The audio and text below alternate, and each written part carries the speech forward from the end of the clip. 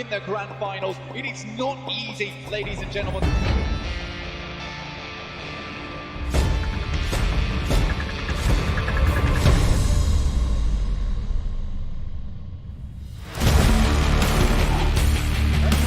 برستيجة ما بلعب بول برستيجة من بول برستيجة من بول وفريق اليلا اي سبورتس إصابة من فوق على اللاعب بطل نوك داون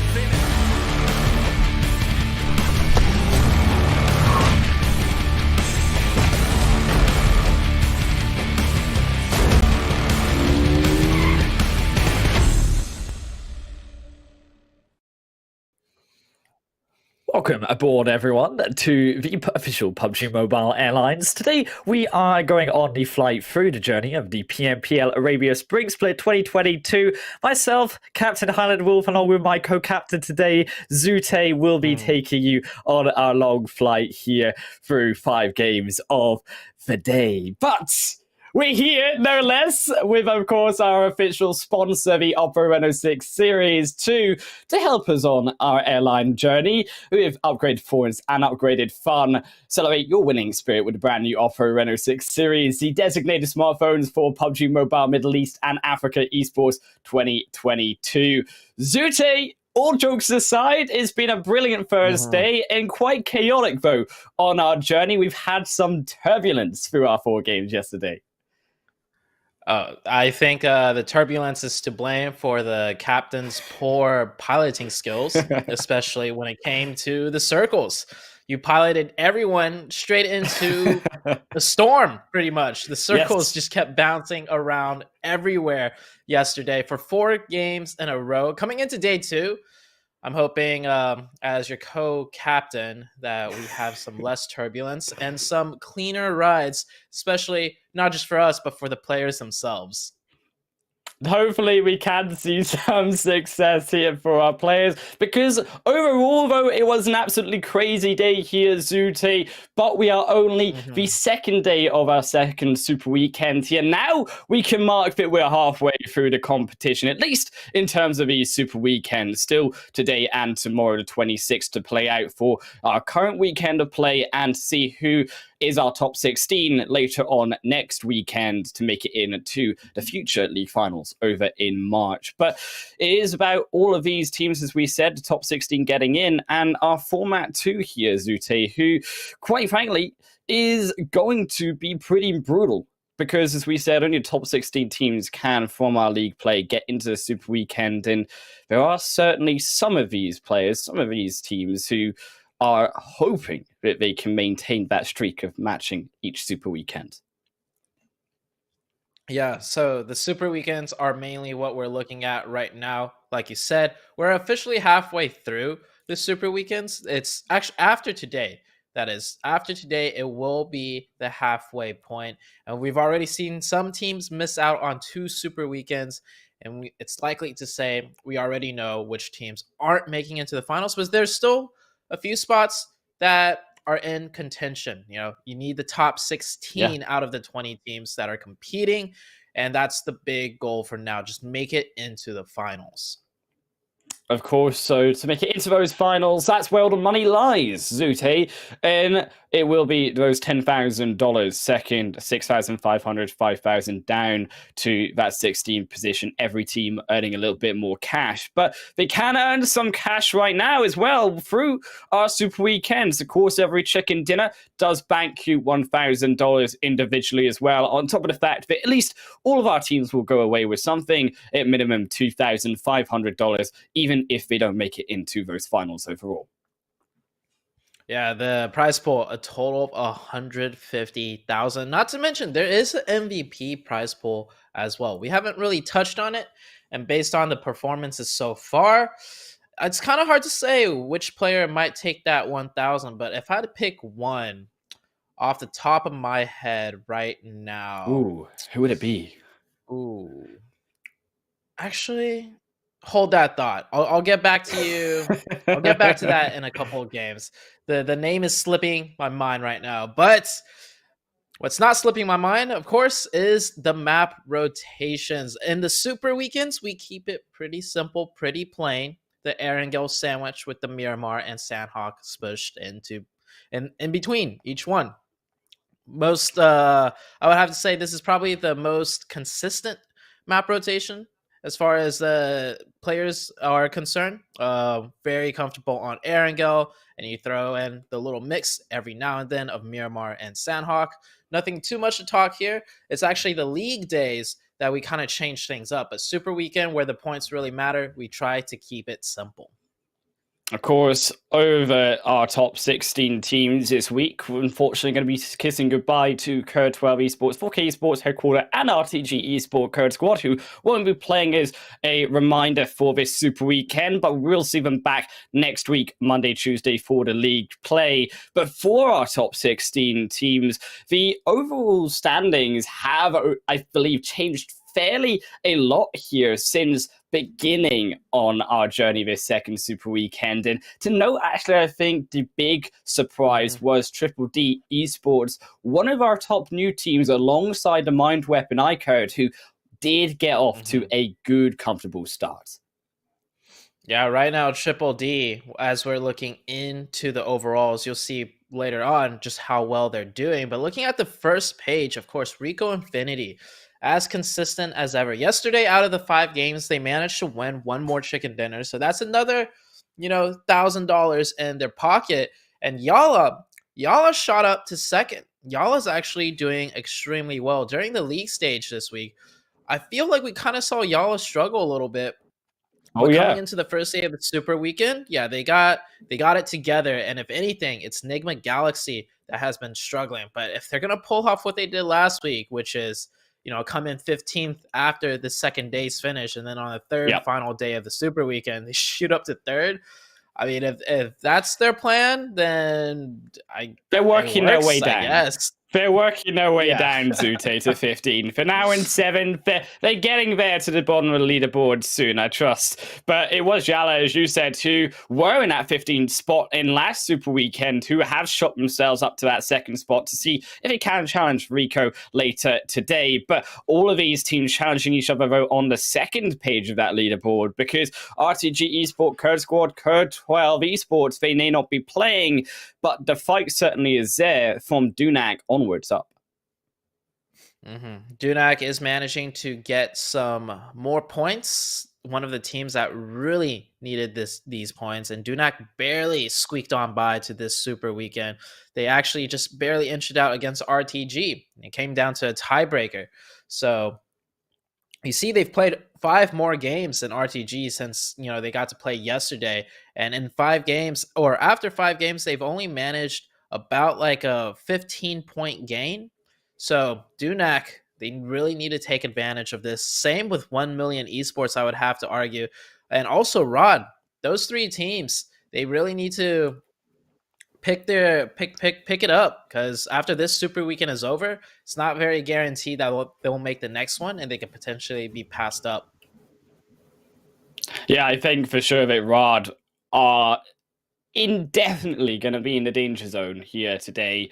They need, I think, a big miracle. They need a big rise in play alongside, I would also argue, 1Million Esports, who had a very disappointing day yesterday. We mentioned Dunak. Well, at least they were able to get themselves a chicken dinner, but it was 1Million and also Rod who were the big surprises and big consistent, I think, disappointments through all of our games. Yes, you could say it was difficult overall, and we mentioned back towards that zone where it really was chaotic constantly through game to game to game, and everyone did suffer, but it was those 2 teams who suffered consistently.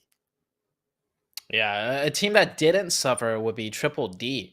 They actually had a point average of more than 11 points per game. DDD, of course, this is their first Super Weekend, so in 5 games alone, they managed to get around 57 points. To put that in perspective of how some of the other teams did in Super Weekend is that KURD after 15 games had 71, and DDD in 5 games already have 57. So they're definitely looking like they're going to pass up some of these teams, and if anything, there's a chance they might shoot in a close proximity range of the teams that will play 30 games near the bottom rankings after only playing 15, especially if they can keep up the pace they did yesterday.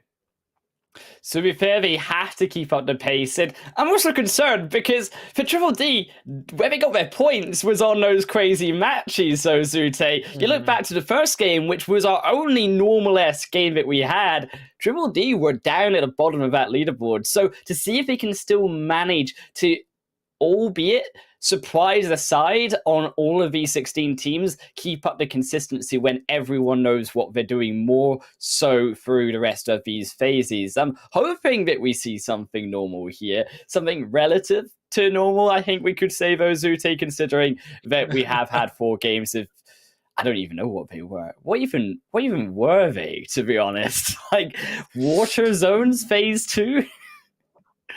Yeah, there were a lot of water zones coming into phase 2, circle shifts where it's like we're in the second circle, but it's more like the 4th or 5th due to the amount of unplayable areas. And then the hard shifts, of course, on every map always just ended up happening.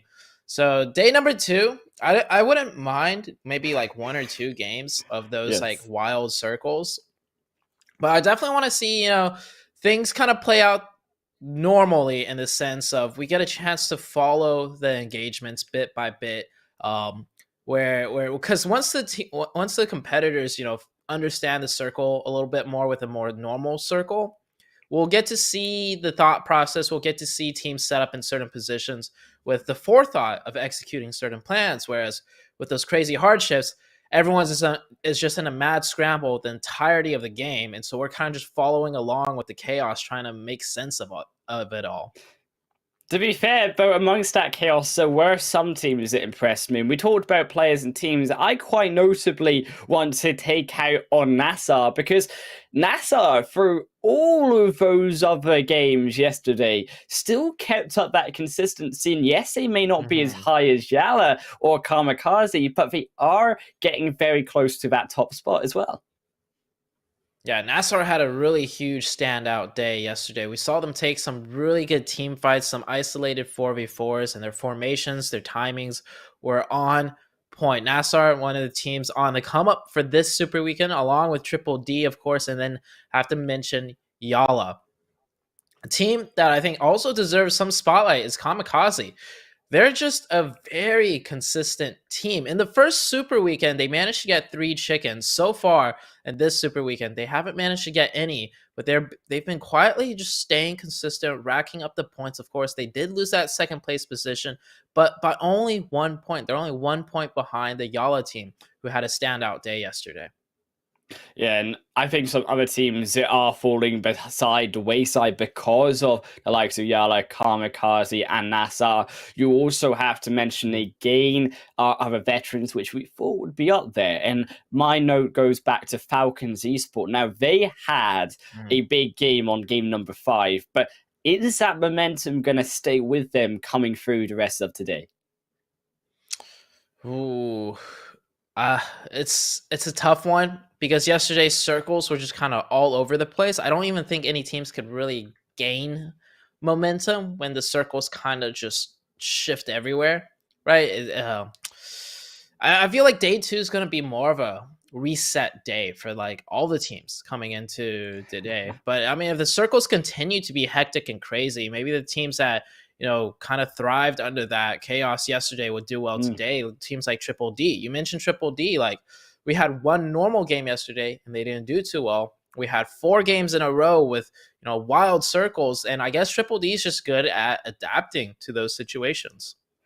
And on the other end, though, Triple D, and I feel like I'm like a pessimist here today, but you do have the Mind Weapon iKURD to, through all their 5 games, Zute, and I hate to break the bad news, they only got 16 points. So their average is looking pretty abysmal, though, compared to the 11-point average that Triple D were bringing to the table. Yeah, not 1 million. The Mind Weapon, right? The Mind Weapon, I just feel like the league days, they popped off, and they're just having a slower start to the Super Weekend, which is very normal. Usually I see teams play out that way. Teams that miss the first Super Weekend and then they finally get to play their first one, they always start off slow on the first day, except for the exception, of course, is Triple D. So the Mind Weapon iKURD, I believe in them. I think today is going to be a good day for them. I hope so. I hope that we can see both our new teams step it up. And, of course, in the hands of the likes of DDD Esports, should I say, keep it up for their consistency. A Northern Plane Path is going to start us off, so a more comfortable feel for our teams like Rico and the likes of the Mind Weapon, who have been beginning to take up some of those more northern end parts of Erangel. But for those down on the south side, though, like Revolution, a long journey down to their home and comfort. Yeah, this plane path, not the best, but usually that means the circles will be somewhat more normal. From experience, casting with you, Mr. Highland, seems like that's how it just always works out.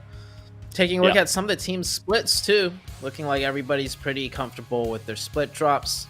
Teams spreading out quite evenly. I don't believe we'll see any hot drop or altercations, not even hot drops, just like altercations going for vehicles, as teams have a nice spread. And the first circle is on the screen, looking like it's going to be a normal looking circle. Of course, some of military island in play, but it should no shenanigans. I don't believe so. No shenanigans. Is that what we're saying to the zone today, Zute? I mean, it looks a pretty sus zone, to be fair. I mean, it could go to Ruins, it could go to Sanhok. It's a lot of places that it could be heading, but the first phase, as first phases go, fairly sound. At least we've got the entire circle on the map this time. Oh yeah, good point. We do have the entirety of the circle on the map this time. Haven't seen that in quite a while, actually. Yeah, usually the circle's at least hanging off the screen, either like on the north, east, south, or west side. So I'm taking a look at the teams right now, and I think, okay, so I see one player that comes to mind that could potentially be MVP. Of course, I'm looking at Rico Infinity, right? The team in first place by a point margin of 80 points, pretty much. They're ahead of second place by 80 points, and the standout player on the Rico Infinity team for me is definitely SK Ton. If anyone's gonna if I had to throw a name in the hat for MVP, I would definitely drop SK Ton's name in there. SK Ton, good choice. I'm kind of all on board. The Seductring from our 1v4 that we had yesterday from Rad, quite frankly. I think that Rad, if they have a day to step it up of the momentum of Sedat's 1v4 and Miramar, that is the way to go about it, but it is going to be difficult. I think when you are looking at teams like Rad, is generally a mix of everything that they need to improve, whereas rotations that we saw bad of them, but also the team fighting that was lacking when it comes to their prowess in amongst those fights.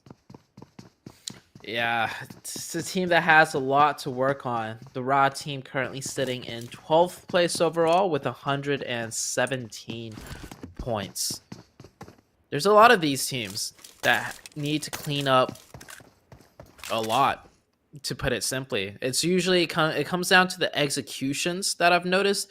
The thought process, more or less, many of the teams that are struggling, I see that they understand what needs to be done.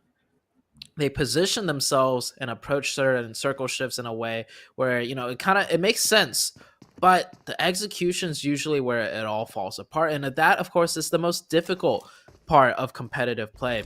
Planning and understanding what to do when you're not under pressure, when there's no other factors involved, is definitely easier than when you get into a situation where you have to account for enemy teams and how they play around. So it all comes down to that execution and just being calm under pressure. First phase is underway, as we said. Some rotations beginning to come out as well. Zute 963 making their debut through towards Potato Hill side. Twisted Minds also looking to send Rolkers up there to scout, as they usually do, trying to set themselves up around a similar location. Revolution, who were, as we mentioned, the other team, no longer in Sanhok military base, have taken up instead shelter, this time around 1,000,000 over in the far eastern coastline. Now, I'm curious about Revolution in this situation because they haven't actually been here before on this map, realistically. It's only been whenever they have been forced to, and it's not worked out as well for them in the past. Yeah. They are doing a good job scouting, though. You saw them stop at that ridgeline right there. to take a quick scout. From VOD reviews, they definitely do understand 1 million is close by, so they are wary of that. And given the fact we haven't lost any players yet, even though the playing path was far up in the north, just goes to show the teams are very comfortable on Erangel, and there's a lot of just footage from previous days, previous weeks on exactly how the teams play and where they drop. Revolution really split up right now, but I think they're just continuing to do some sort of split loot. You can see this player level 1 helmet, only 1 first aid kit. Probably looking for some more items before the rest of the game plays out, where the engagements will start to happen. All our teams, as you said, still keeping it quiet. I think, though, particularly here, the Mind Weapon in a little bit of trouble when it comes to the future of this first circle and then potentially next shift. You can see NASR closing in down north side of Nigma Galaxy to the south side. Now, the Mind Weapon, should I say here, were the first team to go out in our first game that we had in the first match yesterday in this exact location as Nigma Galaxy rotated around them. I want to see something different, though. I want to see them have more control, particularly on that hillside, because that is where it all went wrong. Yeah, I do believe when we saw the engagement break out, they had maybe 3 players at the compounds and 1 player on the hillside. If you're playing that area that we just saw them at a second ago, yeah, right here, you want to have more focus on the hillside. You don't want to be stacking the compound, because if you're stacked in the compound and a team brute forces their way onto the hillside, that 1 player is not going to be able to hold all of them off. And then once the hillside's taken over, you're kind of trapped inside the compounds. Like, you feel like you're safe because it's hard cover, but in reality, you're just putting yourself in a situation to be surrounded and pushed in from. Especially considering it is the center of the map this time around too, Zute, and YaLLa also making their rotation on that hillside towards the south end. So fighting could ensue out in the next few minutes as these teams are beginning to center up. First phase almost to its conclusion into number 2. 963 Egypt also finding a couple here of Stalwart, and Stalwart holding hill as they usually do for now. Normal rotations nonetheless. We saw one of the Stalwart players with the bolt action. Really want to see 963 peek a little bit harder, just so we can see that bolt action come into play. Stalwart Esports, currently a team that's sitting in quite a comfortable position. So I wouldn't be too surprised if off of this knock, they might just go for the push, simply because we've been seeing Stalwarts play more and more aggressive as the days have gone on. Still, though, they are being patient. Stalwart, as you said, the aggression has been when they've had the success. Now, Stalwart, they have been having these pop-off games. They are on that first half of the first page here. First half of our team, Zute. Overall, a good job, but again, they've had their down games, and that's why they're slightly further down on that leaderboard. But phase 2, where's it going to shift down as well? Here towards the South Island is now Twisted Minds. The onus on them here, Zute, but slap bang in that middle. And that coastal line as well, looking very juicy of where Vigors currently sit. Yes, Twisted have a very strong position, not just because they're center, but if it came down to it, there is a crossing that they can make into military base. If, that's a big if. I'm hoping it's not the case, at least for the teams and the players here. But you do see a huge migration of all the players right now down towards the south. You see some potential collisions, some of these team colors getting extremely close to one another.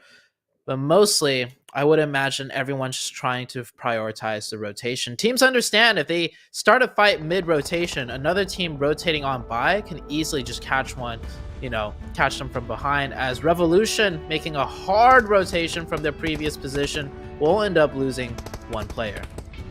They lose, in fact, I believe it might have been 2 there, actually. No, it will only be 1, sorry. 63 players remaining, but either way, I'm surprised they didn't lose 2, considering that the nature of their rotation, they've gone hard all the way from the northern side, Zute, down towards that bottom end now where Twisted Minds are sat, and they've still yet to establish themselves. Now, they got out of the frying pan here when it comes to those teams up the north side, but they're fire itself they still to engulf themselves into is Twisted Minds. They sit in this compound and they easily, Vigils tries to slap down one. Very split Revolution, who will be taking advantage of. Smoker already now dead. Rex trying to turn the tide, but Vigors is actually already out of there. He doesn't want to fight versus the second Revolution member. I do like the support, though, out of Twisted Mind. It's actually kind of a split scramble fight. You see Dami. Dami's also knocked, too. Taking a look at the mini-map, you get a better idea of how this fight has broken up. So Smoker and QHT are down. Revolution's just down to one player trying to get the revive. But in the process, 2 of Twisted Minds also got knocked in this very long-range exchange. But Twisted Minds, Dami has been revived, and they did give away the revive back to Smoker. So actually, despite all of that happening, the only one it should go down here is QHT. They've found him. They've located him, and now he will be murdered. Okay, so elimination successful. QHT will be taken out of the lobby. 2 down for the zest of Revolution, but they have secured themselves some form of protection on the edge of that coastal cliff.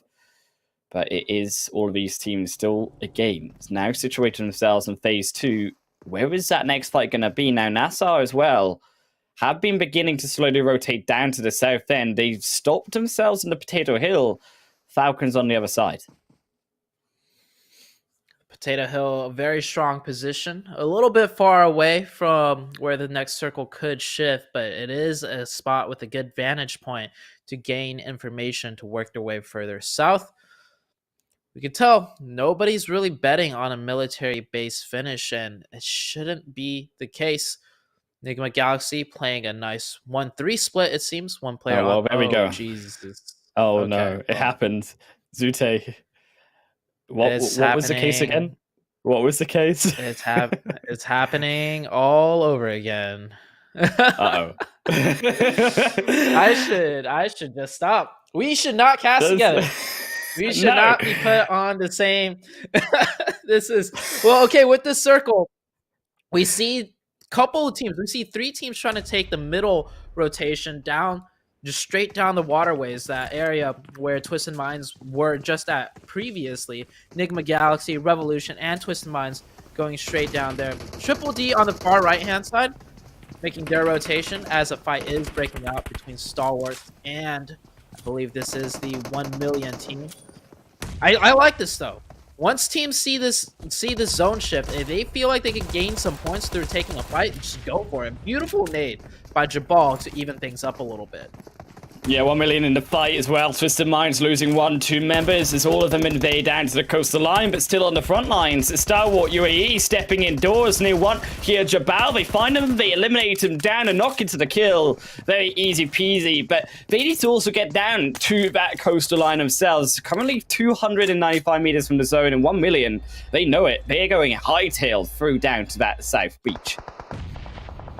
Here's that middle rotation I was talking about. So many teams trying to just swim across. They don't want to deal with a bridge camp, but this might even be trickier of an area to fight, especially with so many teams involved. Looks like Nigma Galaxy trying to do their best. NASR coming in the latest, pretty much a team 5th partying this entire engagement. Some of the players have already swam across from the other teams as Nigma Galaxy getting pieced apart. I think it's just down to Ralph, the last player up for the Nigma Galaxy team. Yeah, Nigma, they were trying to peek too hard. They were trying to go for the fight. But Ralph, he just gets slapped by Miracle the moment he goes up to top of the mountainside. And Miracle takes a revive. Nigma Galaxy eliminated. NASR 5 kills, with also those kills from Twisted Minds as well going their way. And they control a massive point of this map. YaLLa, though, opting for the bridge side on the west here as 963 have begun their assault to try cross down to the south side, and it's not working out well here for Lizard. Will be the first one to fall to Sanji, who camps that bridge. Zuxi avoids going too far as well, and it's only going to be one. The revive will be there from the knock and a reset, but it's still 963. Look at where they are positioned on that map, Zute. They're not inside of that zone. No, not fully inside of that zone. They need to press in a little bit closer, but that will force them stuck right in a very vulnerable position right next to the bridge. Next circle is about to shift out here. get a good idea very soon. As yep, 963, they're trying to just get into the zone, and they are definitely getting punished for it. And the circle does shift south onto the military base side. Smoke's coming out to try give him some breathing room here. No, sir. Did get around the corner. They've managed to find all 4 players. They barely get into the zone, but here YaLLa, they've also rotated. You can see Hope in as well. They slapped that down another of the 963 crew. And they are still taking the damage from the blue zone. Liza can't get past it. And there YaLLa claim a 3rd knock. Only Zuxi remaining, and he heals back up, tries to go for the revive, but Open is in the blue. He's trying to find it. Can he get it? It might be a bit of an overpush here from YaLLa if he can find an execution. Yes, he does, but the return is there to 1-for-1, and Hopen will be revived. 963 cleanly dispatched. Nicely done by YaLLa. I like the aggression coming in towards the end. They realize they can finish that fight once they weaken them up rather than just sitting in their regular positions to try and gatekeep, because they also got to get a move on. Now, I see there's like maybe 5 teams swimming across in the water right now. I have KAMIKAZE, Rico Infinity, the Mine Weapon, NASR, and a full team of Rod, all making their way across the water. Currently, Triple D probably in one of the better positions as they do control the center of the map and playing a nice split, also with 4 players up. Going to be hard to the south side. Of course, that phase shift did end up going the way down to the south final. 1million, unfortunately, seeing themselves eliminated through to the blue zone. They can't catch it through the water and into this next phase. Dunak, though, as YaLLa have now crossed this bridge, they control the other end of this. Will now try to gatekeep YaLLa, as YaLLa just did to 963, but they have the hillside to them, so YaLLa can subvert this. But on the other end of that hill is CONQUEROR Iraq, who also lie in wait, and YaLLa need to thread the needle here, as it were, to get inside of this next phase. Yeah, YaLLa did take a lot of time gatekeeping on that bridge, so there is a positive and a negative. They got some points through camping, but they've cut themselves a little bit short on time as far as where to go next and how to rotate in. You see them rotating right in the middle, trying to thread that needle. Oh, stopping in a terrible position, but the shots are pretty accurate. Immediately almost knocking that player, but yeah, that is a terrible position to be in. If anything, they should have just kept driving. Just go further into the zone. Go for more of a full send rather than just edging into a terrible spot.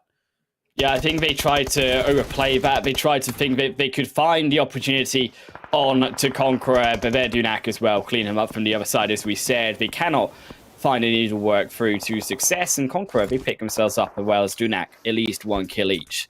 CONQUEROR, though, will now edge themselves slowly in on to the south side of his zone. But to take a look, I was just going to mention it here, Zute, this northern side, that's where the action is all going to be next, is all of those teams, they are beginning to beach up onto that northern beachfront. And it will be KAMIKAZE up first. So now it's on them. Can they defend their spot? You can see one going down against Rico as they also lose a second down to the hands of KAMIKAZE, stopping them. Ooh, 1million looking to do some farming on the beach side right there. You see 2 of their members extending up more towards the north to pick up some of those eliminations, and Circle does shift up north towards the water. Some of the water is in zone. We're going to probably see a couple players just staying in the water to stay alive and keeping their heads down, as YaLLa, the last player, finally gets taken out by CONQUEROR, as all the teams will have to shift on north. And, ooh.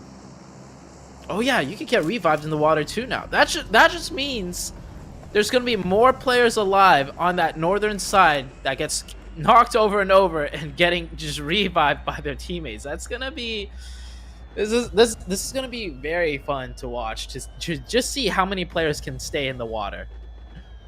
However, even though the water may be an option, this is actually a zone there, though, Zute, for Triple D, who have the high ground, who have the center of this zone. Now, Dunak spreading a little bit thin here, the teams still in the water, is another 2 knocks going for them. They're going fishing, they find a third. It's a big catch, they reel them all in, but can they get the eliminations on top of those knocks, as they will find at least one onto Bandar. And for Dunak, these points matter to Zute. They need as many of these kills because they are still in 14th position, only ahead of 2 teams that aren't even in the Super Weekend. Oh, do you like fishing? because I think a lot of these players I'm not being going fishing. You know, yesterday I thought we had some wild games, but now we're just seeing this happen. Like, we have, what, 6 players, 8 players in the waterfront just struggling to stay alive, while many other teams just going fishing. Dunak, a little bit too focused on fishing as 2 of their players gets knocked behind by the KONQUEROR Iraq team. Yeah, just as I say that, one of the fishes pop up from Rico Infinity and get one of them from the side. So not as easy as it seems. Rico Infinity managing to beach onto the land. They don't want to play passive and just stay in the water. They want a good chance at not just winning this game, but also securing some elimination points before they go out. Yeah, they've got to get up on that beach, but as well, you can see Rico, they're only putting it more is the double there for the mine weapon iKURD, see themselves out in 9th position on both ends. Dunak for revive for even back up. Nades over to try stop Rico, but it's still the threats also coming in for the back end. And smart plays here from Dunak at least to put the smokes back out and find some exit strategy in onto the main portion of this zone. There's still Triple D holding it quiet in the center, can keep this control up as even more kills lie in wait here potentially for Dunak. It's Prestige looking the latest on the list. Ooh, next circle goes towards that west side, which does help out Rico Infinity. If this player can sneak in, there is, however, 3 players of Dunak. And you also have KONQUEROR Iraq with how many? They only have 3 up. Okay, so Triple D with 4 and Falcon also with 4 right now. Those 2 teams will be coming in from the eastern side. Dunak, they may have got this zone blessed to them. They have to hold it though. They got 8 kills. This could be a fantastic game if they can just secure the placement points now. But they are all the center of attention here as KONQUEROR Iraq, you mentioned it, 3 of them beginning to surface up from these hillsides and looking for the nade over the top. Cooks it, but it should miss. Goes wide. Smokes still out, but how many smokes do Dunak have? They must be running out soon. I think they might have a couple more. We didn't see them have to utilize too many of the smokes as Stalwarts driving straight into Triple D, driving straight into death as Easy takes a different route. Falcon making their move as well right now with their vehicles. That car should get blown up, and there you go. Falcon, 2 of them down. Triple D continuing that massive momentum stay they had yesterday. And it might just all be due to how wild the circles are, but consistency, even in zones like these, is not something to be scoffed at. Not taken lightly as Triple D. Their 6 kill, they just wrapped them all together in on one go, these 6 kills, and KONQUEROR, the next on their list. They are the only ones now with a full squad in play. But can he use the members to get into the zone? That is that question. This should have to be answered. Triple D now take the buggy. They bring it back from the blue zone. Some form of quick movement in on to the action. Dunak, 2 down. Life, the only one remaining, is they're looking for the revive, but this may also lead up into the bait of the nade if Rio has one. But he's not looking like he's got any. He's only got here his clip and his 2 guns. The first revive goes through. Dunak, the 3rd player does get confirmed, so Dunak will be down to 2. Triple D, of course, with a 4-man team. The only team that could stand a chance against them right now is pretty much KONQUEROR Iraq with 3. So as the next circle comes out, we'll have a much better idea of how this game will play out. Circle shift, hitting the screen any second now. You see Triple D driving their buggy back and forth just to gain some more info while everybody's snaking in the grass. Triple D, though, they lose 1. Overextended there from Yamaz. Gallagher finds him, looks for the elimination too, but won't be able to get it without a little bit of a quick peek around the corner here, as Yamaz is also trying to bait him in onto the line of sight from Mom, and also Saif here, the nades being used, trying to find here the movements of Gallagher coming in further forward. You mentioned that KONQUEROR could try to push this. If it can find a confirmation, maybe a second Nokia Zute. They have their entrance in, but if Yamaz gets away, and still Triple D should be back up to the 4-man squad. Just revive coming out at a crucial time. It works out for Triple D though, because the circle did shift towards their direction, meaning teams will have to push into them so they can afford to play a little bit more defensive. But even though teams are pushing into them, they have the north and south side covered. You see Gaith right there holding down the north end and wiping out a team. That definitely relieves some pressure off of their shoulders. Triple D, they're still playing as silent. Conqueror, they can play as silent too. They've both got 6 kills, actually 7, make it maybe 8. Is there Yamaz gets picked up and another falls down. And there's Saif, 2 falls. Gallagher, he strikes his double for the wretched Conqueror, but immediately into the nade and into the second knock as Triple D strike back hard too. 2 for 2. Back to the revives. Gallagher should be confirmed down. Is the zone as well. Pushing further forward, pressuring here Conquerors to move further up. Broser, I believe, had to reset on that revive as well, as he was on the fire. Dunak as well, not dead yet. They're still in the game, but maybe not much longer. Kingston, there they go. Triple D silence them out. Imam with a beautiful shot into that grass right there. That spray connecting that one bullet he needed to eliminate that player. That's another team out. We're down to 3 players, or not 3 players, 3 teams. Stalwart Esports, I do imagine that player is not going to make any noise until the other team, either Triple D or Conqueror, is eliminated. Just a solo snake. Best he could do is stay extremely quiet, and the circle shifts in his direction, which may not be a good thing for him. He won't have to move, but the teams will be, as far as Triple D is concerned, they might be looking his direction a little bit more closely now. Easy to sole survive it for Stalwart Esports. The Triple D, 10 kills. As they look for their 11, they look for the 12, they're going for it. And Groza won't even find it. It's just run over by Saif and Triple D. Their 12th of the day so far. 12 kills, looking for the 13. BZ will be the final one. As they found him, they surrounded him. He tries his best, almost grabs one, but it's not enough. 13 kill chicken dinner game for Triple D Esports. And they are, I believe, already inside of that top 16 with only 6 matches played. I think so, yeah.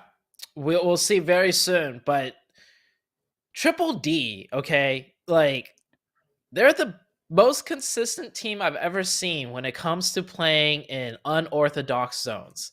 All right. We said it yesterday, or we said it at the beginning of the show. We're wondering if they could do well in more normal, game settings, more normal circles, which was the hope coming into today is what would happen. But you just absolutely throw in one of the craziest circle shifts of Erangel. That shift to military base when it shouldn't have shifted towards military base. And then out of nowhere, Triple D gets the chicken, and not just any chicken. They controlled the entirety of that, last half of the game. For the last 20 minutes, when that circle shift came out, we saw them control the center of zone. We saw them play split. We saw them keep 4 up the entirety of the game. This Triple D team, there's no way they also can't play well in regular zones. If they play this well in unorthodox zones, I feel like they have to be somewhat good too at normal circles.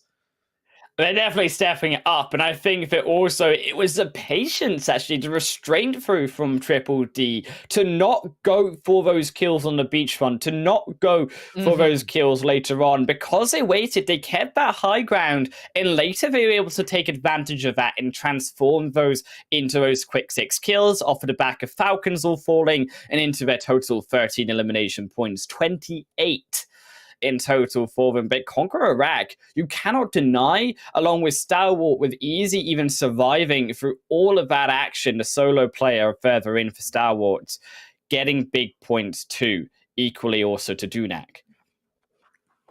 Yeah, Dunak having a very good game. Dunak, one of the teams more towards the bottom of the leaderboards. They definitely do need that one.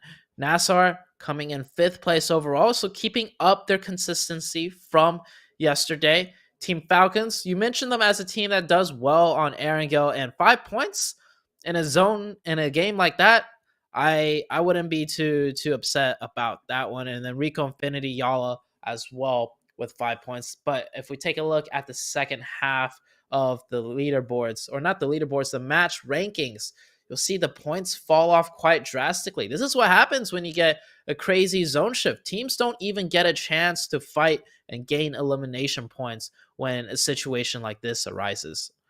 Yeah, we've got to write off, I think, this game for the likes of 1Million, for Nigma Galaxy, who we wanted also the Mine Weapon iKURD to have a better result here coming into day 2. It's not the game that you really want to start on with on a high. It's more of a fat low here for a lot of these teams with the craziness. But albeit, they've still got 4 more games to go, and it's about that reset of the mind, the mental here, Zute, to say that, yes, that was a horrible game, but now we need to be able to have the ability to refocus and be able to get back on top, back on board to the edge of Miramar.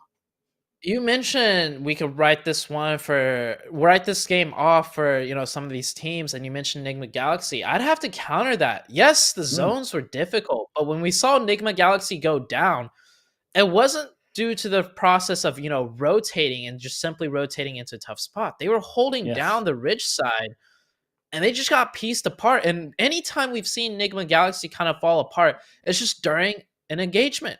Even if the engagement doesn't look like, you know, they're at a big disadvantage, they seem to be losing them more often than not. And that's been the trend for Nigma Galaxy whenever they don't do well, in my opinion. They just lose out on these engagement that some higher level teams, especially I would have to say if they're a PMGC caliber team, shouldn't be losing to.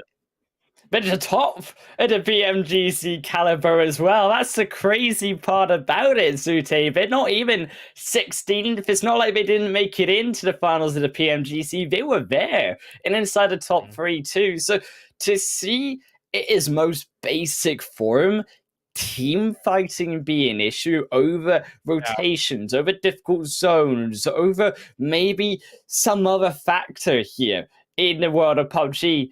The most basic form that is team fighting being a struggle for the 3rd best team in the world is a surprise for them. Unfortunately, though, they do have to get back on top, but to watch it all back in replay is our best oppo moments for the first match. And what a match it was. I mean, yes, we can see Nigma fall down here to the edge of Twisted Minds. I believe it was all really down to the fact that Nigma, a lot of over pushing, though, when it came on to forcing the engagement to that coastline. Yeah, they assumed they had the whole coastline to themselves, and they initially just lose one. And then taking a look at some of these moments, and this is like the beachfront of Normandy. That's I believe that's a World War II reference, if I'm not mistaken. Yeah. But yeah, it's that beachfront side. We saw so many players just knocked in the water, just getting revived over and over. So that update definitely coming into effect on this game. Rico Infinity trying to do the best he can right there. Beautiful shots underneath the car. And look at Triple D. Just controlling the entirety of the eastern side. And you mentioned it. They played it with patience.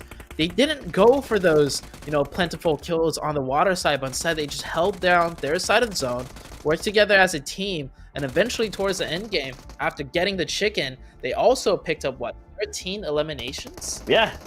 They picked up the most out of anyone, and it even touched the waterfront. That's the best part about it, Zute. And it proves that patience pays off when you do it right here in the world of PUBG Mobile. But it was a chaotic, yes, first game, and I think that we can say Triple D, they're on a road to consistency, but can they keep that up? Because certainly now, if we do experience a more normal zone, all of these other teams will be fighting for it. That's all to be said, though, after a short break, when we will see you guys on the other side of Desert Jutes.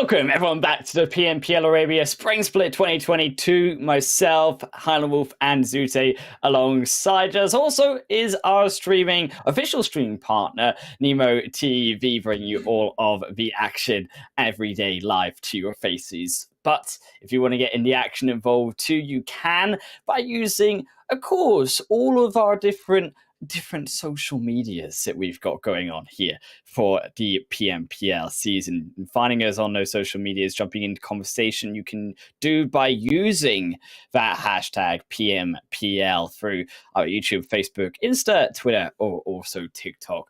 The mentions and links down below. Zute, one game down, okay? We've had one crazy game. Technically, this is 5 in a row now. Are we going to get the number 6? I just don't even want to talk about it anymore. Like, I think I'm done. I'm just not talking about it. Whatever happens will happen at this point. Yeah. To be fair, look, if it happens enough times, it can be considered normal, okay? Then a good zone becomes not normal. So we'll have to see if that is the case as we're hitting it up down through onto the playing path here for our second match, our only Miramar match of the day, but it's still going to be as spicy as ever. Where's the playing path going to go? The northern side, down towards the end of Los Leones there as well. I'm sensing an omen. I'm hoping it's not going to be Los Leones, as if you haven't been in the conversation before, the 7-time Los Leones streak of phase number 1 into a final Los Leones finish. It's hit me before, and we're hoping again, but it's not going to hit us once more. I will not comment anymore on things of such nature. Taking a look at where everyone's from. The playing path is good. Everybody will have a nice even split. There might be some altercations stretching into the west side, as there's mainly 2 to 3 different road access ways for vehicles which teams might contest for. Doesn't seem to be the case though.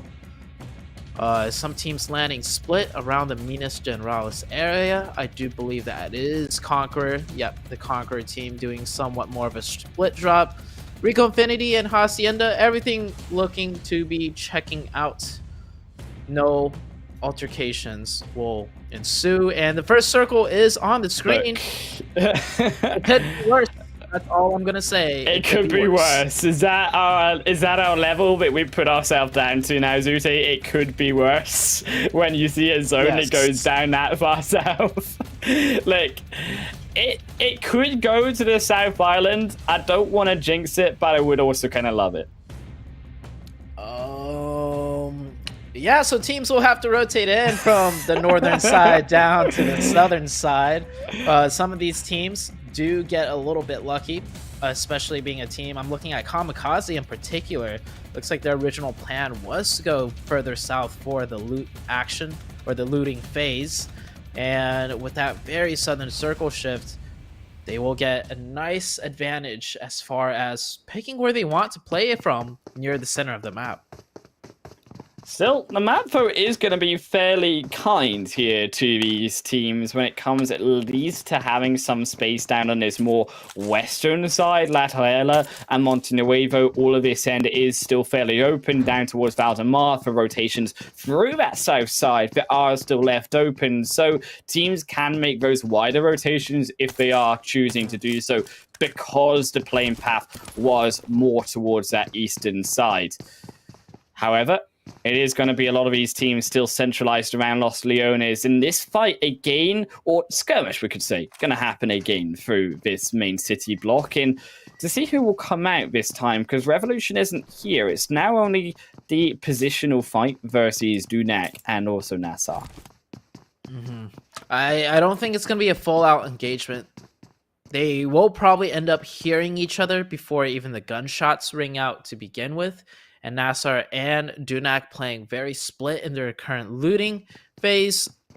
Doesn't seem like they're going to be wanting to set up for a fight anytime soon. And given the circle, both the teams of NASR and Dunak have a very good opportunity to play a high ground position, more central of the map. So I don't think they want to waste time getting locked into a fight either. or else they'd be kind of throwing away the advantage that they both have when it comes to the first zone. I like you as well that you mentioned a high ground there, Zute, because this map in its first phase, very specific about a high ground, because you have this roadside that does cut across the center of the first phase zone, and that is more towards the low ground, a more open space. Now, the high ground all on this northern side, where YaLLa currently are positioned, you can't really go that much further, considering that if you do go further, you end up in that vulnerable open low flanking potential from other teams coming in around you. I think that we are going to see a lot of teams here, though, Zute, as a result, closed in on this northern side, rotating down, stopping before the roadside and that open expanse.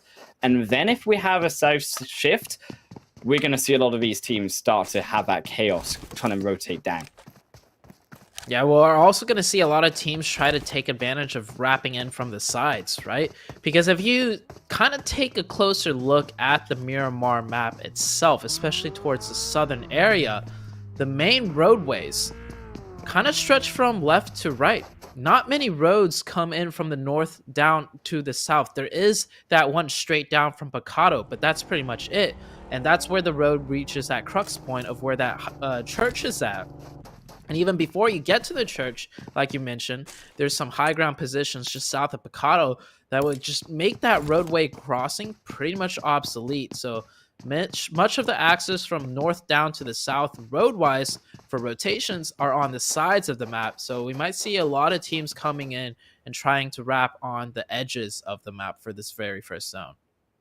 And as well, to add on to that, then you end up having less information coming in later on in the match, though, Zute, and not having that information, that power through the information of making the correct rotations afterwards. It's then going to be a lot down to the immediacy of the plays from these teams coming in later on. Can they make those immediate plays, but still make them informed enough to not struggle, lose members on those rotations? Speaking of rotations, I think Revolution did a very nice one here. Hopefully they don't lose a player. That would be a shame. But Revolution, they started looting in Hacienda. We saw the plane path was north down to the south side, so they jumped out early to loot Hacienda.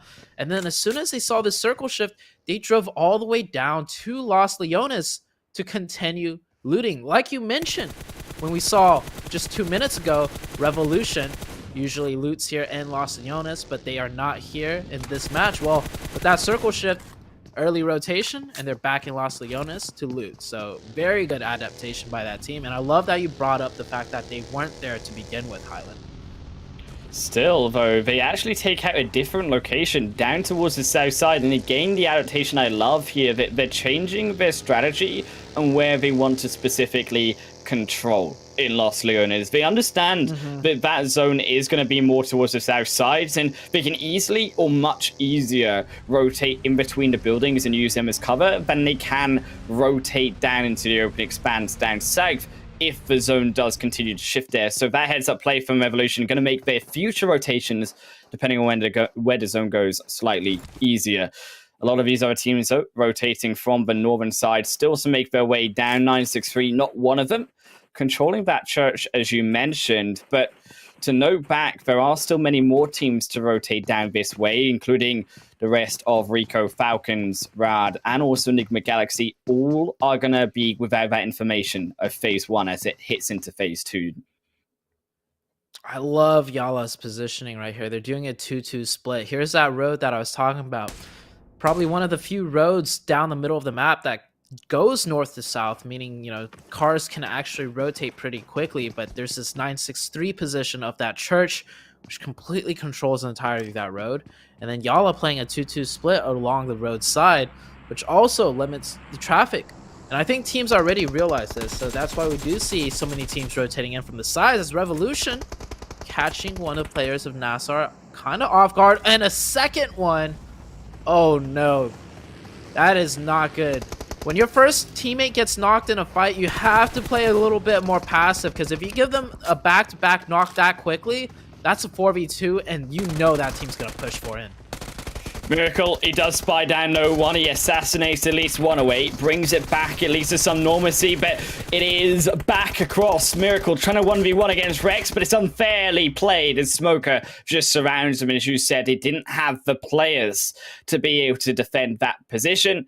Patika will fall later on as well, and Hassan, all he can do is watch as he's reduced down to a solo. The second phase, though, it has begun to shift down again towards Los Leones.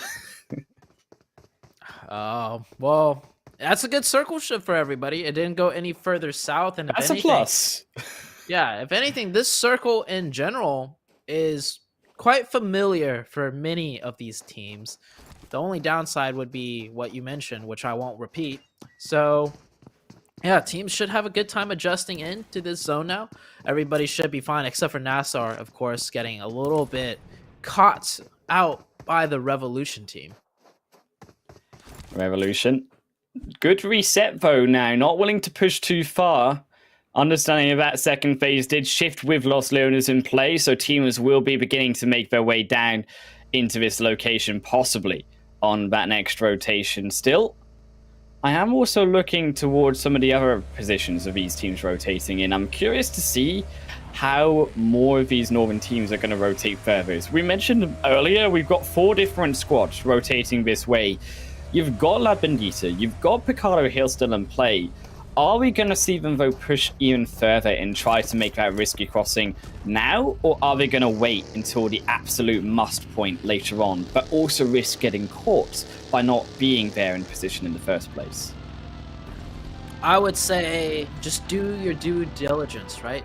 Have your scouting, do the scout to make sure you can rotate a bit further in, because Miramar is not a game, or not, it's definitely not a map that you want to take your time with in regards to rotations. It'll just get more and more difficult as time goes on.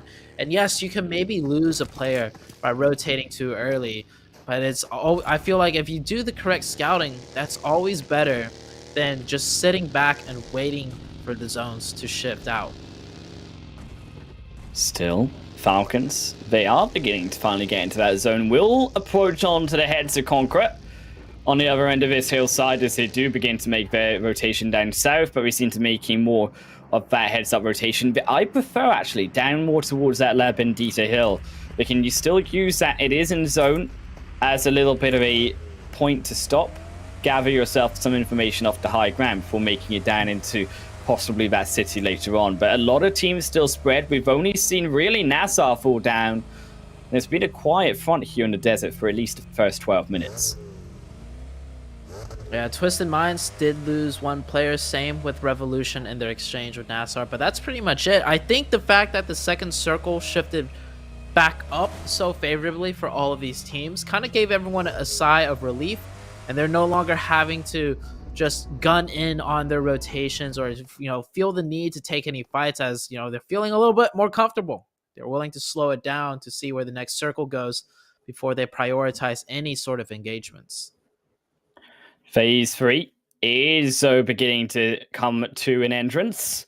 But where's it going to go, though, Zute? Where is it going to go? Oh, let's hope.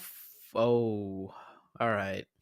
Oh, it's happened. Oh, I'm so sorry, Zute. I'm so sorry. I just can't with you, Highland. I'm going to say this. I am glad tomorrow I will not be here. I'm glad tomorrow I am not casting with you, because my God, if I was casting with you, and if we're gonna put these teams through 3 days straight of just, this is gonna be a fun match to watch. At least that's all I'm gonna say. It's fun for us, maybe not for the players down playing the match, though, Zute. I mean, if there ever was going to be a time, okay, for Los Leones to come out, it had to come out during the day that I'm casting, bro. I mean, this is like the butter to my bread of Miramar. Okay, well, you take it away. I think you have way more experience. Oh man, but yeah, we see a mad scramble for a Los Leones territory. It's as if everything just went on sale right now with the amount of people migrating into that city. Oh, it's 50% off, and it's 3 kills, 2 for 1 if you can find them. Rico Infinity looking for those 3 kills indeed, but all they get is death as Nabo slaps him across the side of his cheek and says, thank you very much, it's as free as you like. Rico Infinity, they've been discounted down to 50% off. 25% off. They'll keep the 70. Yeah, they're gonna get they're gonna keep the 75%. They're just 25% kept their receipts. They get the money back. Yeah, going down to 3 players, and not just what I do like though, it's the mine weapon. It's the mine weapon getting a little bit of momentum here with that. Oh yeah, very aggressive. Oh my gosh, the mine weapon. This is what I'm talking about. This is the mine weapon we saw in league stage. A confident team that's not afraid to, you know, take those engagements, and they're taking it against the #1 team overall right now, and they're just absolutely dominating them. There's no other words to say it. Bandar, he's the last one alive. It's even worse. I mean, they wanted 25% back, but they got reduced back down to 25% here as Bandar looks for the nade outside, but it's not going to miss. It's going to miss as it won't hit anybody. Steps back outside, tries to do a cheeky play here, but he just gets punished walking the front door, and I'm not really sure what he was after, but he is after it all going to be back to the lobby for the 3rd game. Is already 4th phase is going to be making its close, and those teams, none of them really have wanted to go to Los Leones. You can see the agony of all of these teams thinking, does it shift over? Yes, it does. Over to, no less in the west side, my favorite side, the best side, as we were talking about yesterday, and we get to see it finally, Zuti. I'm proud of myself. Oh, jeez. I got nothing to say. This is gonna be one hell of a ride, that's for sure. But I do respect Rico Infinity's, that last player's attempt on trying to make a play. And that type of situation, you got to do something wild. You got to do something crazy, because that's pretty much the only way you win a 1v4. You pull out something just the enemy team is not expecting. If you set up on that 2nd floor the entire time, play defensive, well, I mean, you'll just end up getting traded or eventually whittled out by utility. So he tried to make a play, didn't work out. Credit to him, though, for that valiant attempt as we take a look at Los Leones. Dunak with a nice 1-1-2 split, especially in a dense city like that. But on screen, Stalwart Esports just trying to break on into the edge of zone and going down to just 2 players already. Trying this exact strategy yesterday, Stalwart, it's not working out for them though the 2nd time around. This time it's not though Rad who punish him, it's Nigma in the front lines against him. Mexico and it's Abood, still alive though, as they are moving further forward in, using the smoke to try to give themselves some space in the shed, but you can see why they are struggling, because their whole front facing that city, down to those 5 stacks on the edge of Los Leones itself, they face directly in to where the actual position of Stalwart is, and that's what makes it so difficult again. Even here on the other end, Zute, moving up like a team like YaLLa, you're constantly facing not only Rad here on the immediate front, but also all of those teams up in those 4 or 5 stacks in the front of Los Leones too. Yeah, there's a big dynamic here where on the west side it's all low ground, and on the eastern side it's high-rise buildings perched on top of mountain. So even if you get past this fight on the low ground, you're pretty much caught in a tough position going in more inwards. And YaLLa getting taken advantage of by Rad. Rad needs this fight. They need to close this out without losing a single player, because they're quite behind in points. Getting kind of third party from that high ground that we were talking about from distance. Mad scramble goes through. One of the player does get knocked to a third party, so it wasn't the YaLLa player that got the knock, so he probably isn't even aware that the team pushing him did have 1 player go down. Yeah, 1 million. They struck down 1 of Rad. Almost 2. Desha, also say Satan was very low, but Satan goes down. That will be as low as you get when Ragnar puts him to 0. Mind weapon as well. Trying to 4th party the fight. You can see them finding a spray over, making it even more chaotic. Almost blowing up as he walks into it, but Ragnar walks in backwards to the shots of Manir, and YaLLa eliminated. But Rad, they still need to get on out of there, because you can see all of those other teams are positioned waiting for them. The mine weapon with 6 eliminations already. This is the game that they really needed, and they also have 4 members alive. So off to a strong start in a very difficult part of the map, and you want to have as many players alive, especially when it comes to these urban finishes. See where the next zone shifts, and it goes a hard north. At least we're not in the thick of the city in Los Leones, and there's more buildings spaced out and sparsed apart in that new northern zone shift.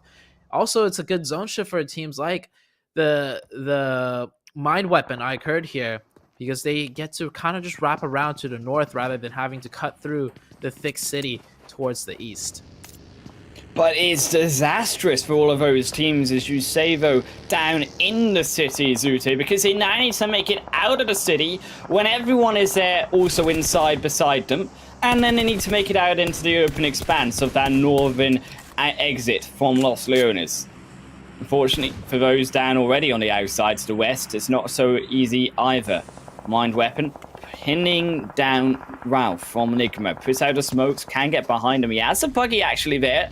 Should be able to rotate out. Enigma should get away from this one, but it's not going to be at all simple with Rod consistently behind him. Rod have to kind of scale up a mountain too with their vehicles, so it will slow down the rotations just enough maybe for Nigma Galaxy to rotate on by. I see KONQUEROR right there on the northern side. They definitely got blessed by that zone shift. They were chilling up there on the north when that hard shift happened. So I want to see them kind of take advantage of it. They had a pretty good, decent game 1. And with a crazy Miramar game like this, with that circle bless, hoping they do manage to not close it out per se, but have another decent game to follow up their first one.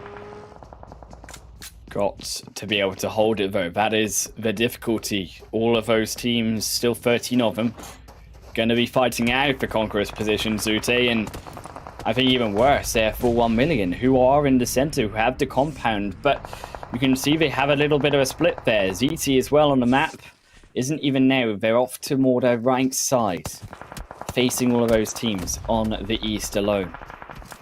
Rat still struggling to make it up. Now, also, the Mind Weapon, they actually leapfrogged here past Nigma, past also Rad. Can have the eyes down onto KONQUEROR, trying to use these 5 stacks as much time as they can in them to be able to spy out the information, to thin the herd of Nigma, of Rad, of some of these players in on the northern side. Rod moving in right there. I think they do have a deep bridge to keep their cars safe, and not just their cars, keep themselves safe. So they will manage to survive this circle for now, but the next circle will be coming out as Stalwart's running in on foot. They're out of cars. They do manage to get right underneath the Mind Weapon as another hard zone shift goes completely away from the city. It goes straight onto the side of KONQUEROR's. KONQUEROR got beaten up by Rico for having Rico's blessing at his own Geste. Now it's their turn to beat the lobby into the dirt. As Rad pops the tires down, almost blows himself up, Sitan. You gotta be more careful. Is Nigma even worse off though? Is one down, almost Hamodi getting sliced by the Mind Weapon. Stalwart though, who have almost assassinated their way downstairs, so they have their position. They have also a room in this hotel. Nigma Galaxy went down to like 2 players. Getting that full reset is quite crucial. But how much can they even do with 4 players given their position? They're kind of just pinned in by everybody.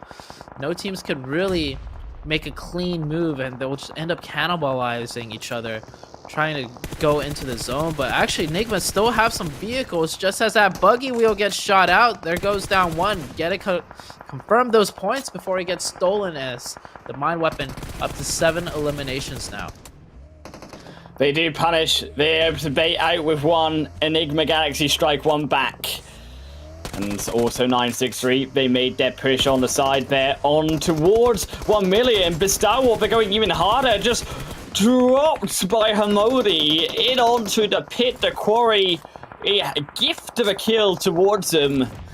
And Emodi says, thank you very much. It's all we can take right now. It's 1 million. They're taking the brunt vote 963. We said this rotation further in, but 963 have other ideas. They're taking elimination points away from KAMIKAZE and Dunak's fights. KAMIKAZE not needing to lose that player. That's going to hurt them in that late game. 1 million down to 2 as Liddy. Don't see the person on the map, so not sure if they can get that revive or not. But Conqueror just holding it down on that northern side. You see on the minimap, they're just absolutely gatekeeping everybody that's not yet in the zone. They have all 4 players up as well, though, Zute, and that's the crucial part for it. And with Triple D now gone, they have thinned out that eastern side as well. They've got the space that they've needed. All of these teams are trying their best to get in, but they cannot get in because everyone is fighting for that same position. Rado, who have been brilliant on the other hand, punishing consistently Nigma on getting through the edge of his zone ahead of them. They've got one more step to go, though, and they need at least one more player. Emodi falling down, eliminated. Lord, also the next to go. Rad, they can't find it, though. Hill, the buggy a bit too much as they send through the mollies. You can see also the kill feed. 963 winning out on the fight versus 1 million. Down on your small screen. 963 closing out the fight versus 1 million. More kills going over to them. As Ralph still alive. Somehow even finds a shot onto Munir. Brings it to a 1v1. How is Nigma Galaxy still alive? Their survival is just insane. Like, when they get caught in these kind of longer range engagements, they can manage to just stay alive the entirety of the time. But it's the close range engagements that we see them fall apart. I mean, they're not doing too well right now either with only Ralph up. But given his position, he's doing a stellar job just staying alive. And the circle has shifted down towards that southeastern side. So that is going to force Conqueror as a 4-man team to start pushing out. They're going to push into the Falcon lineup. Falcon lineup with 4. One of the players, however, already knocked. 1-for-1 trade, though, is a knock on to Reva. Brings it to a 3-on-3. Yusuf now down as well, but another trade is Caligar confirmed out. Never alone, able to survive. But can he keep himself up? No, he cannot. And now Groza finds 3. But can they find one more as he look for it? And he silenced down Falcons. 3 knocks for him. With the help of Reva, they 2v4 the situation versus Falcons. Now, they have to turn their attention, though, also suddenly to Ralph, who has been immaculate at surviving. Out-survived Rod, and now might out-survive Conqueror too. Ooh, that grenade, though, does not connect. That would have been a huge grenade. Conqueror down to 3 players. Doesn't seem like they have meds, however. At least that player with only bandages, no first aid kits, down to like about 20% health. Ralph also wary of his flank and checking his flank every now and then. Very heads up play and a very heads up player. Depending on when the next circle shifts, I do expect a lot of smokes as Conqueror. Oh, one of their players getting a little bit touched by the blue zone there. Going down to the blue. But should be able to crawl back in and get revived. It tickles indeed, but it costs them 10 seconds of their time to make the revive, though, Zute. And that's the time they don't have here. Only now 20 seconds before Phase 8 begins to close in, and we begin Phase 9. The final one of them all. And Ralph on the edge. Can he eliminate one? Tries to surface back around the other way, but into 963. He hides. Can he dip down for the healing? It's maybe not enough as Rio's hunting him down, looking for the kill. Behind the hill he goes. Spots him. But can he get high enough? Yes, he does. But into the arms, 963, but they weren't ready. Nigma Galaxy down, yes. But 963 couldn't find a punish onto Rio for overextending himself. And now the 2v3 situation with Conqueror ahead, but 963 with the zone. Yeah, 963 does have the zone, and I think Conqueror has come up above the ridge. Oh, actually, they have a ridge side that they can push right up next to without exposing themselves. So this puts the Conqueror team in a great position to get extremely close with the man advantage. Also, they have the ridge line side to peek with. 963 kind of are just ending up being trapped inside that concrete building. Still they're waiting, though. Don't want to be too hasty. 963. making their way slowly further in onto the concrete building, waiting for KONQUEROR to make the first move. Pan won't hit anyone. No pan kill for us today, but Zuxi does see it go by. Rio knows where he is, so that pan maybe does give Rio away. A small little tell of where KONQUEROR currently are. The footsteps, now... the other tell here. Yeah, we're now going into the final zone. There is going to be no zone left to play. And yep, 963, they're going to have to make that mad dash. They should be cut down by the KONQUEROR team as they take their shots. Running into the smoke, Zuxi goes down. 3v1 situation, that should be it. That should be game point for the KONQUEROR Iraq team. Very well done to the team. They had a good, decent first game. They're also a team that I've been saying over the course of the 2 weeks, I feel like this is a team that's been getting better and better. And for them to secure that chicken dinner right there, I'm quite happy to see.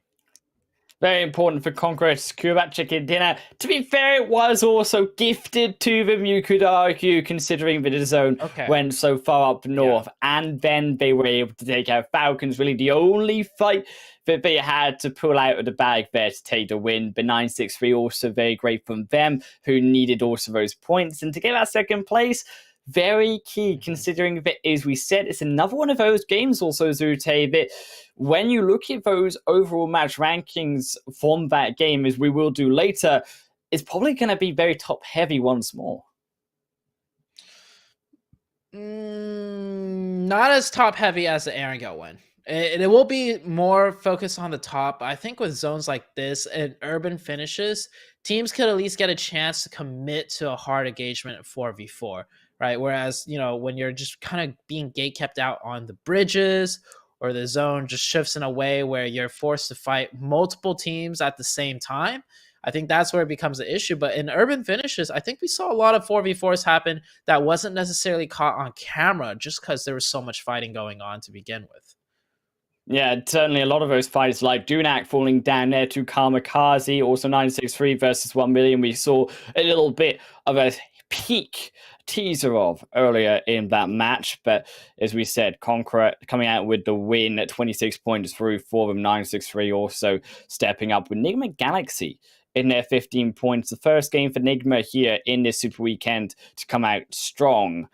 I also am looking actually though to the smaller points of those top page of leaderboards as the Mind Weapon iKURD and Dunak as well. Another consistent showing, at least for Dunak. Yeah, so we were saying it would be top heavy, but it's not as top heavy as we thought, right? The points do kind of balance out. Look at the Mind Weapon and Dunak with 1 placement point, but they committed to the fights because they realized they couldn't do anything else. And 8 elimination points for the Mind Weapon and 7 for Dunak. That is extremely good. That's a 9 and 8 point finish for them respectively. 1million getting a 7-point finish. And it's good to see Nigma Galaxy start to bounce back a little bit. Hopefully this is the starting point where they carry it through to the rest of their matches.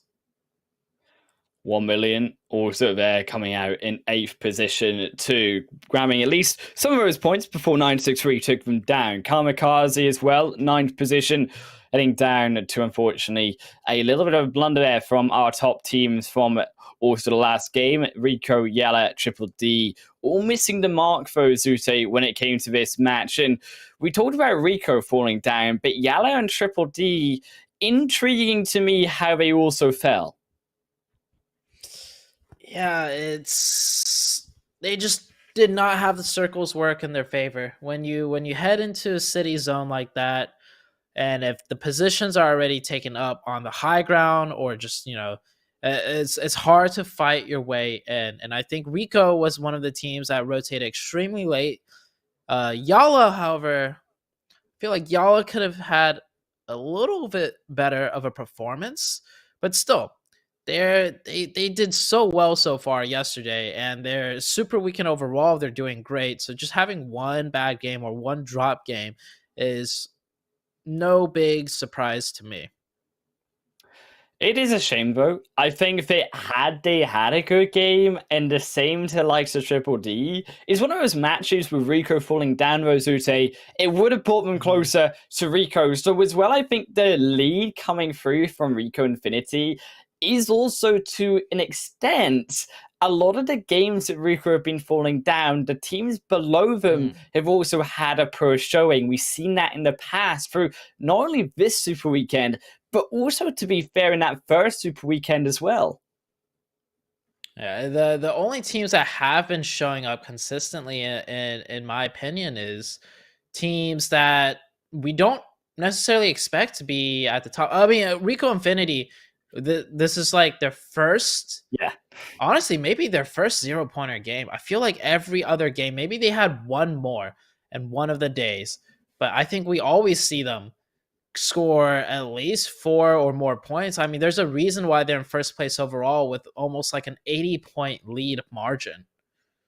Yeah, it's an absolutely huge lead margin. As you said, a consistency, I think, goes the award to probably, you could argue, KAMIKAZE, who have always had at least a fairly good result, at least, as you said, picking up maybe 3, 4, 5 points. If they have had a bad game and went out early, still getting somewhere. But also, you could argue the newer teams to the block. Yes, we've only seen 7 games, but Triple D from every single one of those games, bar to this one, have had a extremely good result. And yes, this is a little bit of a mark of dirt in towards a golden trophy or a showing here that we've seen in the first 6 games, but I don't doubt that they can still come back strong, coming again back onto Erangel. I mean, we'll show the overalls at some point, right? And you mentioned it when they got that chicken 2 games ago, that they might have already broken the top 16 with only what, that was like 6 games in? Yes. Yeah. Exactly. Yeah, so other teams have played 15 matches, and by their 6th game alone, they might have already caught up and broke that top 16 point threshold. So we'll see once we get the overalls going. But the main point is they had one bad game. There's still 3 more to go today, and not to mention the 5 more that will be tomorrow, where I will not be, casting with you. So we'll see some more regular circles too, which might work in the favor of Triple D. I don't know yet. I honestly don't know, because this team is excelling in crazy circles that I don't know if they do well in more regular zones or not. Gotta see if we can finally get some normality, but this one, for the best opera moments, was not the case. Los Leones game all the way for our match number 7 of this Super Weekend, and the Mind Weapon, I keep wanting to say Twisted Minds. They're such a bait with their TM. I just want to say it. Oh, Sute. yes. But the Mind Weapon, getting a big game here. I make the same mistake all the time. I see the T and I just think Twisted. It's like the biggest Minds. And the M. Yeah, and the M kind of looks like a W. Like, it's like an upside down W. So, but yeah, the Twisted. No, the Mind Weapon. Oh my gosh. There we go. The Mind Weapon.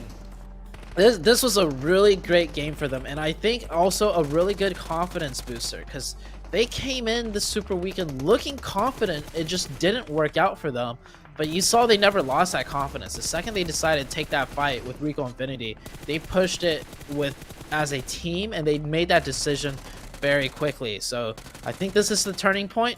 In the next 3 games, we might see them do a bit more of that.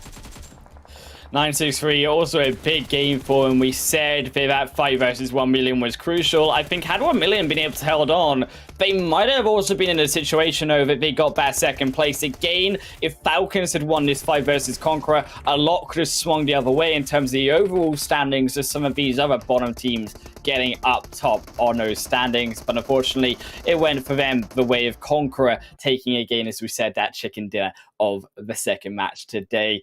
Gotta see, though, if they can keep it up. Will it be another crazy zone? 7 now in a row. We're looking for number 8 for at least myself after the break. No, you guys we are not. Yes, we are. Yes, we are.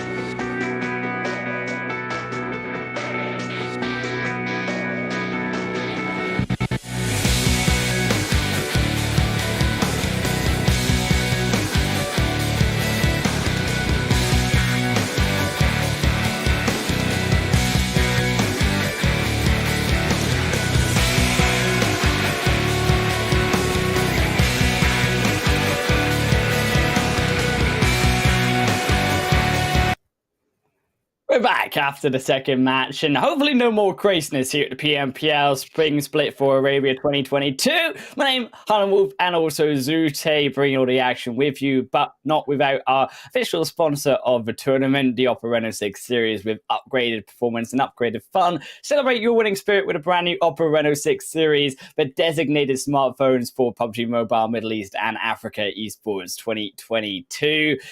Also, well, if you want to get on to that social media, oh, hang on, I've got to wait here. I'm getting a bit ahead of myself. I was like, let's go to social media, Zute, but it's the overall rankings here instead we got. This is also just as exciting. Rico Infinity Esports, 266 points now still. That is still about an 80-point lead, if my math. Yeah, that's about an 80-point lead right there. KAMIKAZE getting back up into the second place, but once again, only a 1-point difference between second and third. And if you really take a closer look, from second down to seventh is a 16-point difference. That is just one game's difference. You could go from seventh all the way up to second place. So the battle extremely close between all those teams. Rico Infinity, of course, just the outlier. And there it is. Triple D making it into the top 16. Take a look at the matches played right there, ladies and gentlemen. 7 passing up 15. And they're 40 points away from a team that has played 22. To put that in perspective, if you multiply Triple D's points by 3, like their overall points by 3. Oh, yeah. If they keep up the trajectory, that's where they're going to end up heading. And now 17th place is, of course, KURD 12. And the Mind Weapon still way down there, but they had a decent game last game, and this might be the turning point for everything. And speaking about turning point, we're turning right into the plane path on Erangel. Looks like a very southern plane path from the east, all the way stretching to the west. Oh man, it's going all the way down to the edge of Gatka here. There it is. I wanted to also highlight Backbone and Mind Weapon. Now, we talked about it yesterday, Zute. Still today, 27 points, I believe they have now in 18th position, but 24 of those points are through from elimination points. If they can just get the placement points that are eluding them so greatly, I feel like they could also be up there with Triple D. Yeah, you don't usually see that. Usually it's the other way around, like more placement points, less elim points. And for such a big difference, like I get some teams' play styles is they just take those early game fights, right?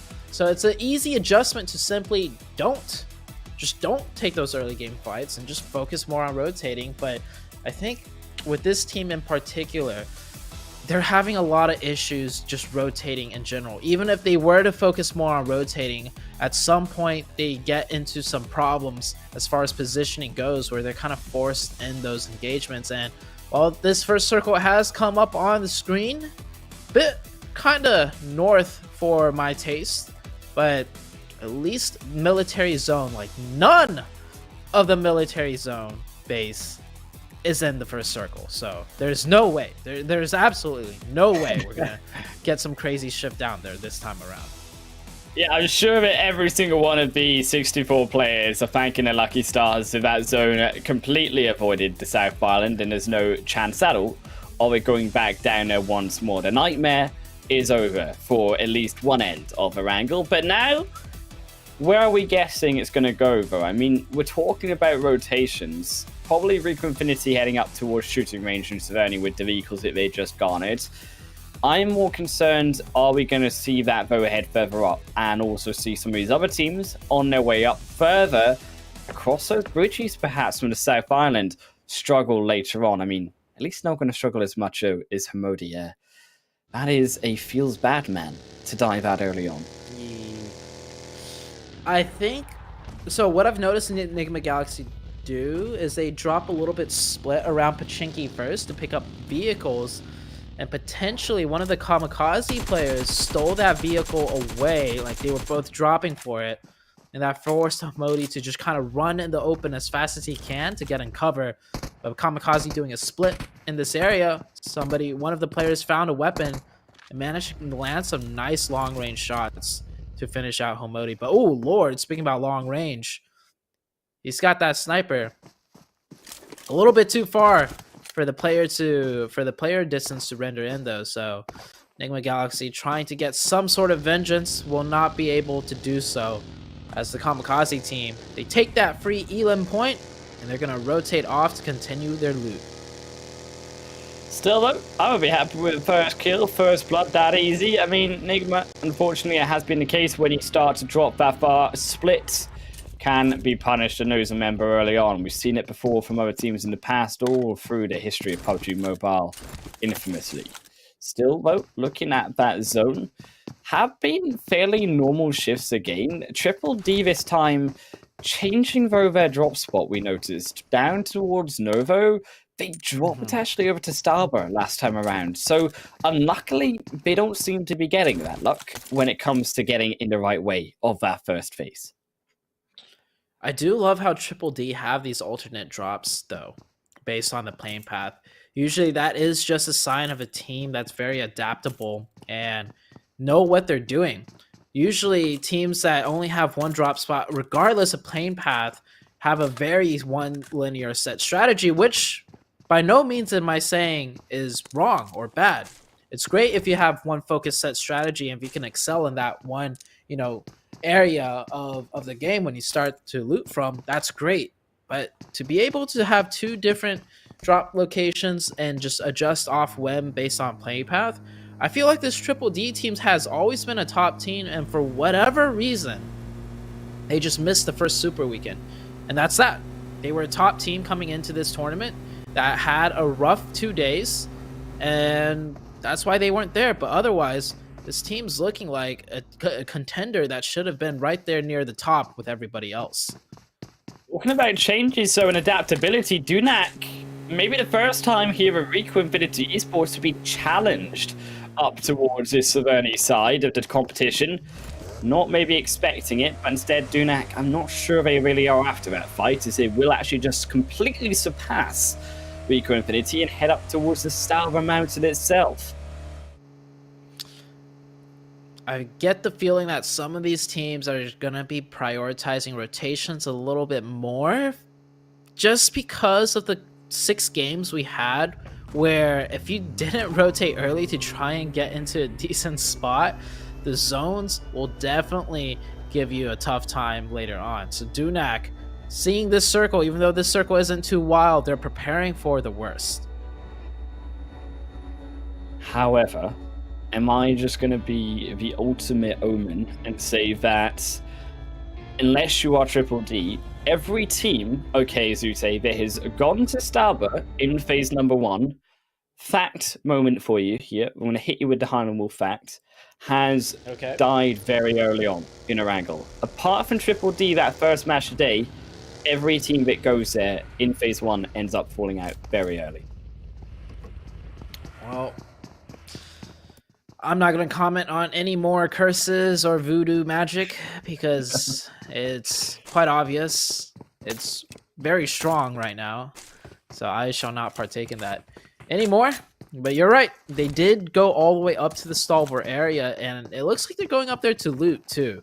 They made a very fast early rotation, so definitely missing some loot. If I recall correctly, one of the players did not even have a helmet yet at the time. So doing a similar thing to last game, I forgot which team it was, but oh, Revolution. Yeah, Revolution left their Hacienda drop extremely early based on the first circle, and they just went down to keep looting. They looted in a spot where the circle was very favored towards. Speaking about Revolution, you have them on screen right now. I wouldn't say this is a split. It's just Alahe is here extremely early to secure down this bridge location crossing and to get some information, as the rest of his team is just finishing up their looting phase in the military base itself. It's exactly as Revolution play too. Alahe is just always the solo player that goes out to try to scout, to try give the information, to try set up the plays for the future of Revolution's next move. Looking to catch out Saif. Maybe I'll find him. Yes, they do. A brilliant patience into the knock there will confirm the kill as well onto Triple D. So they lose one And their scout gone means a lot of now information lost, because the rest of Triple D, keep in mind, are down very south to the end of Novo, and they're not going to have the freedom now as Revolution do.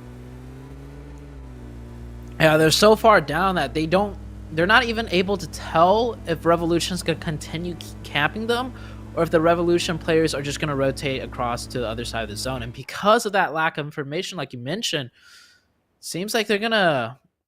Ooh, I actually like this. I think they're going to still try and take that bridge, but they're going to go higher. They're going to go back deeper into the blue just to go higher up onto the mountainside to get a better view line, to get better information to see if the Revolution team is still going to be there camping them. So Triple D, really good adaptation. For a second, I thought they just got so scared that they're going to circle all the way around and take the other bridge, which is what I think most teams would do with that huge lack of information. But they're going to circle around just to get in a better position to get that information instead.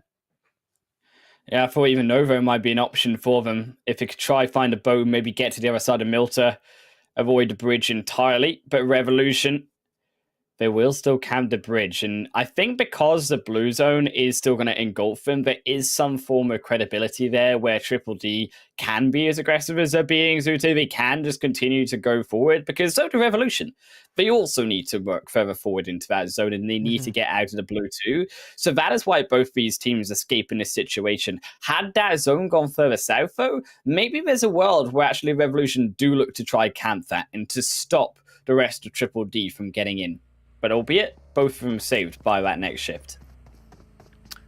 Speaking of the next shift, it did come out more towards the northern side. The center of the map, kind of a little bit west of Yasnaya. There is a tricky river that comes into play here that might cause a 50-50 as far as north of that river or south of the river. And oh no, not again. I don't know if this is on purpose. Smoker, so far split from his team. He might just have been rotating extremely late himself for whatever reason, as he is split up from the rest of the team. And the Revolution players, his teammates, they aren't on the other end of the bridge waiting to camp out Triple D. They've completely left Smoker behind, so this was not intended. And Smoker getting kind of low there. I do believe he took some shots because the Triple D players are very aware of his position. But they don't know it's just one player. They think it's a full team of Revolution potentially camping them. And Smoker, well, he's got to just back off. And I think he's playing so safe that he doesn't even want to make noise with his vehicle to let them know he's leaving that position. But he has to get out of there soon, though. It's only phase 2, but he doesn't have the world of healing as maybe some of his other teammates do. So his time is limited in the blue, and if he wants to live, then he needs to make that move soon. Nigma Galaxy, unfortunately, another gatekeep. Oh wait, as NASR Esports will stop them from their rotation ferrying just towards into the school side from apartments. NASR always staying here, and obviously knowing to Nigma Galaxy, but it was a nice attempt, albeit cheeky. I'm taking a look at the military base situation still right now on the minimap, and it seemed like Triple D went to try and hunt down that player, but they couldn't find him. And now Triple D is still in the blue. Looks like they're going to take that bridge after all. So that Revolution player wasting a lot of time. And speaking about Revolution, oh geez, on the other end of things, they've rotated so far deep in. I think they're in Yasnaya, and this player trying to make it into the city of Yaz gets taken down. And there's that mini-map. Yeah, you see on the far south side in deep blue, there's that one Revolution player still. And Triple D just so cautious, they haven't even made an attempt to cross the bridge yet.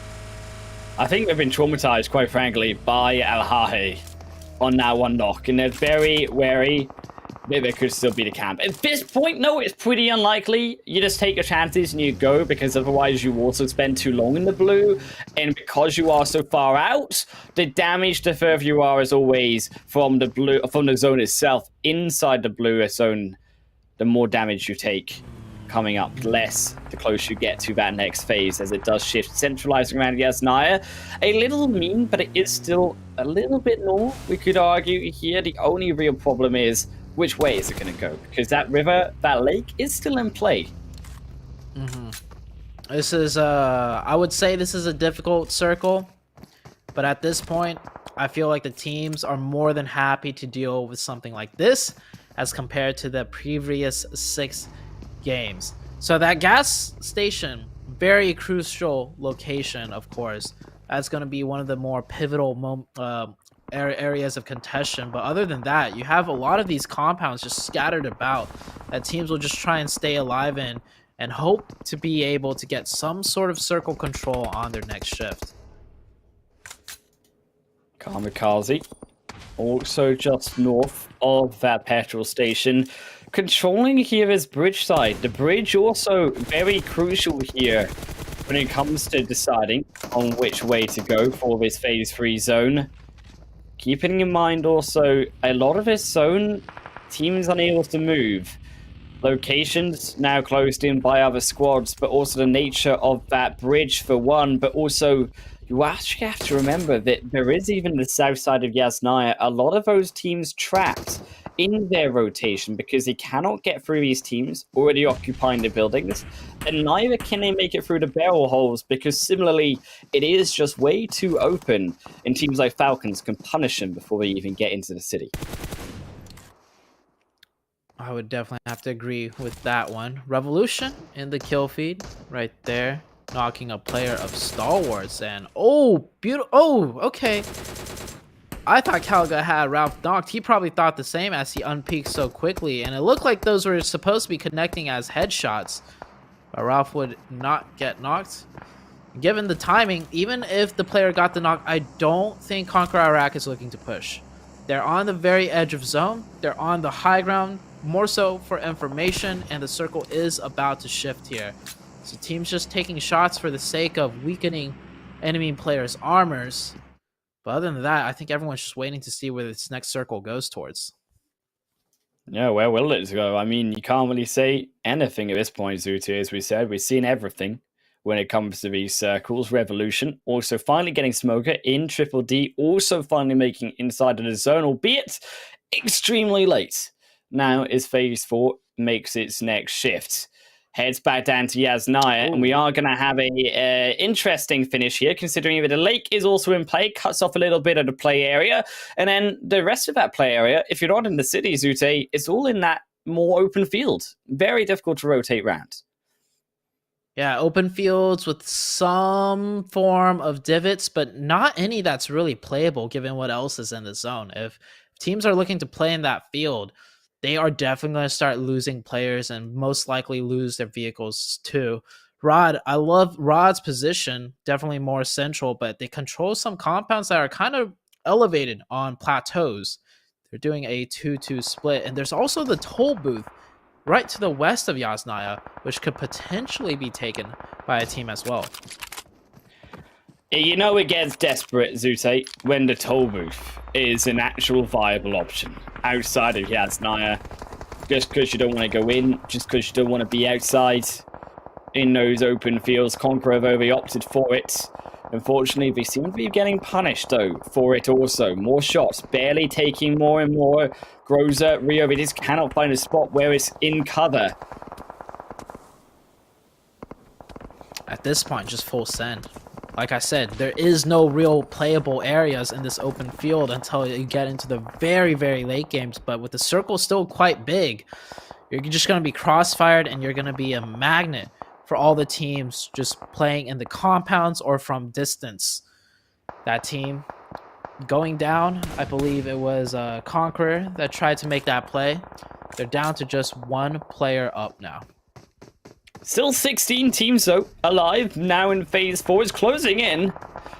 And I am honestly shocked, Zuti, that not a single team has fell down. Yes, we see now more go. There's the first. Nigma Galaxy, unfortunately, not probably the one we were expecting to see, nor the one they wanted to be. Now another bad game for them.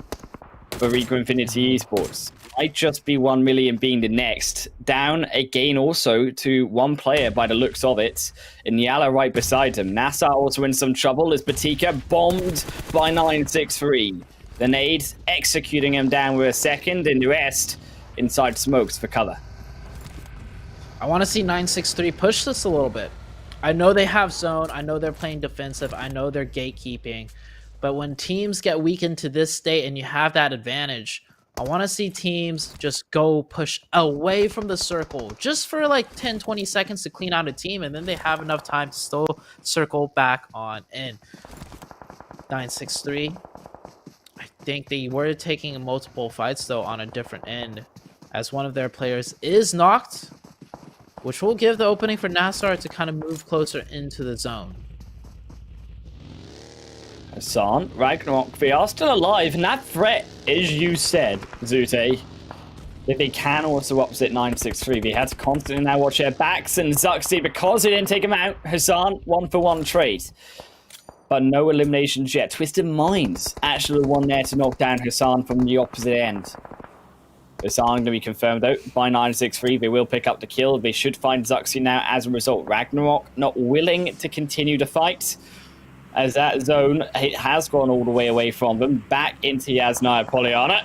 And it's a city finish, but it's not the city that they wanted. Yeah, Rico, YaLLa, they're on the wrong side of the play area, and YaLLa, they're gatekeeping Rico.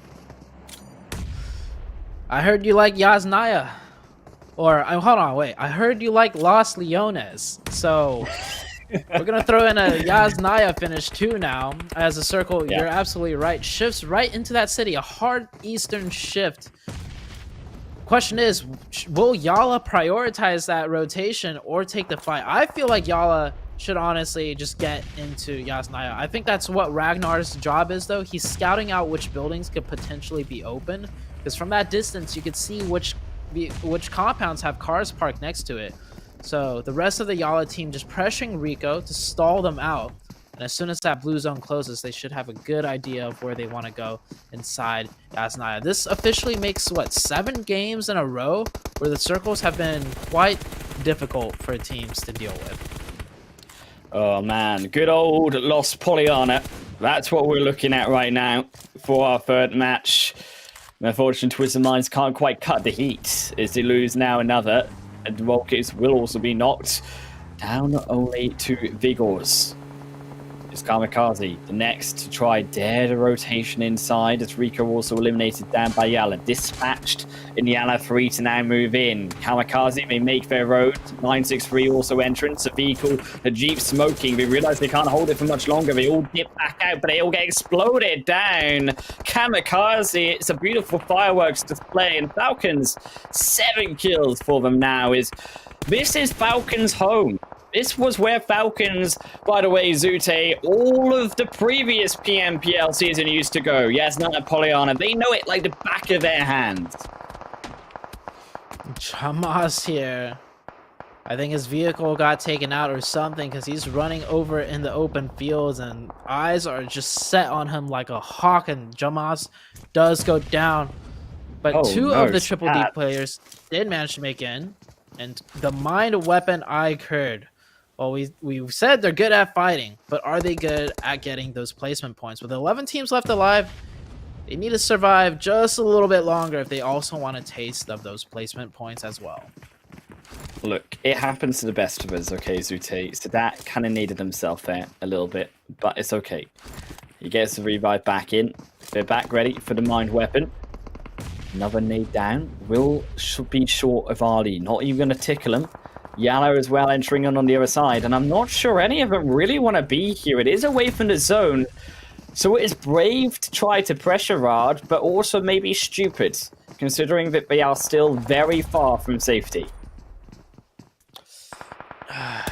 They know they kind of have an advantage in this fight, number-wise.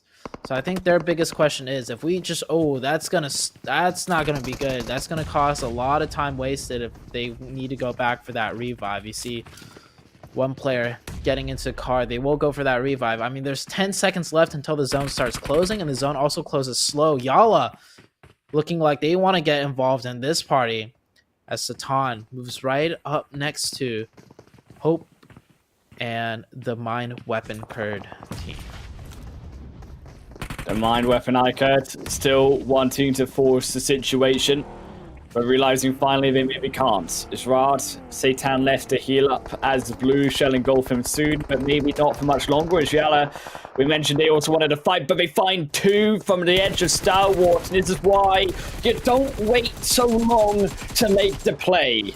And now YaLLa, all of them being punished. Satan even steps outside to grab an extra one to despair of YaLLa. Down to a solo is Ragnar, left to try and swiftly weave in between the shots of Rico Infinity Esports. Falcons as well, now opting to make the move, but Revolution Ahahi is there to stop them. Ahahi with some clean peeks gets that knock. He tries to make that cross, but Yusuf on the cross angle will take him out. Revolution, they were just trying to get that reset, but Falcon with a nice spread right there. They had that preemptively set up to prevent anything just like that. As Stalwart Esports UAE, they crash right on in. He hops out easy, making it look hard. Definitely not easy as he is taken out. Stalwart's down to 2. They do have the zone, so they try to get some more territory with that cross. As you, oh wow, Yusuf making it over that wall in just the nick of time. Oh, and joke never gets old, though. Zute, the easy one for Stalwarts. Easy rotation, maybe, is now they've got a little bit of the zone for themselves. Here's the boot. Steps back inside of the shack, looks for some sort of resupply, but there's nothing there. Only a little bit of smoke here to protect him. Goes back indoors, and I think that's honestly best idea. Wait for the next shift. It's phase 7. Will now show up on our screens, but where does it go?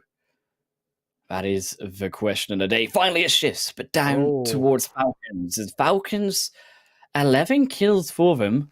This could be the penultimate game that they've been waiting for, but they have to hold it. Still 6 other teams around them.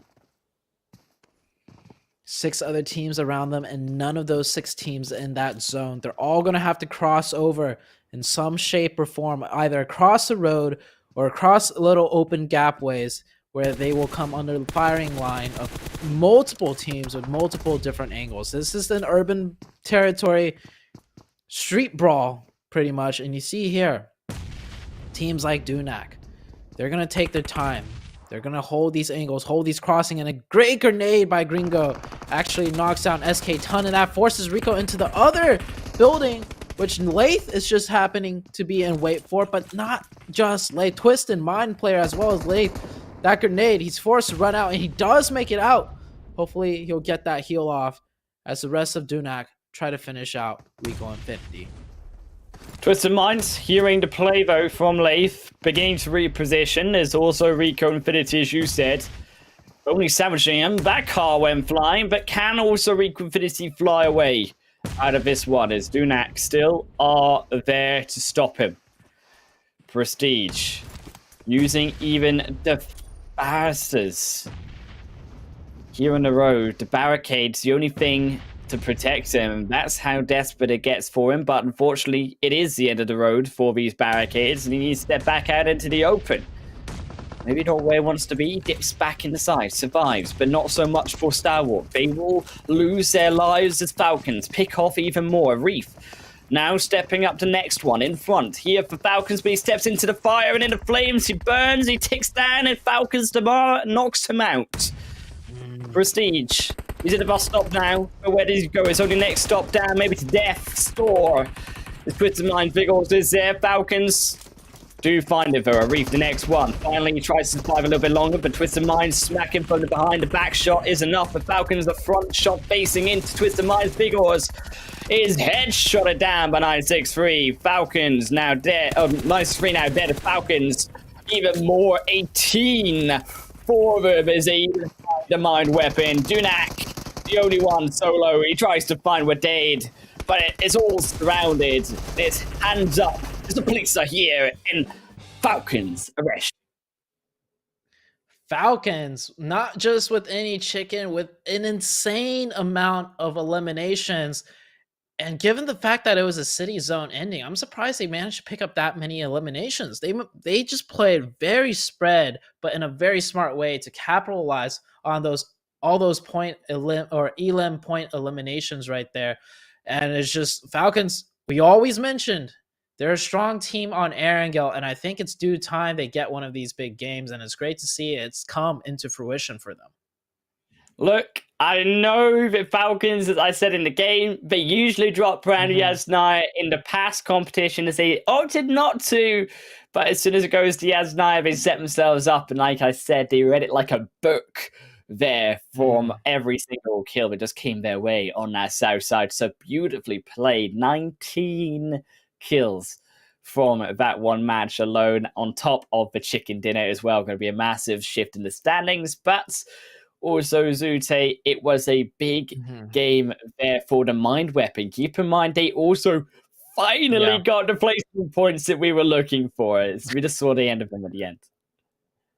Yeah, the Mind Weapon also having a good one, including Dunak. Dunak had a decent game just the one before, and we saw them get that second place. Here are the match rankings, of course. The Team Falcons with 15, that's first place. Dunak with 12, that's a second place finish. And the Mind Weapon with 10. So all three of these teams are teams that we don't usually see near the top. And they all had a really good game to gather their points. But of course, Team Falcons with 19 eliminations, they will bag themselves a grand total of 34 points in just one singular match.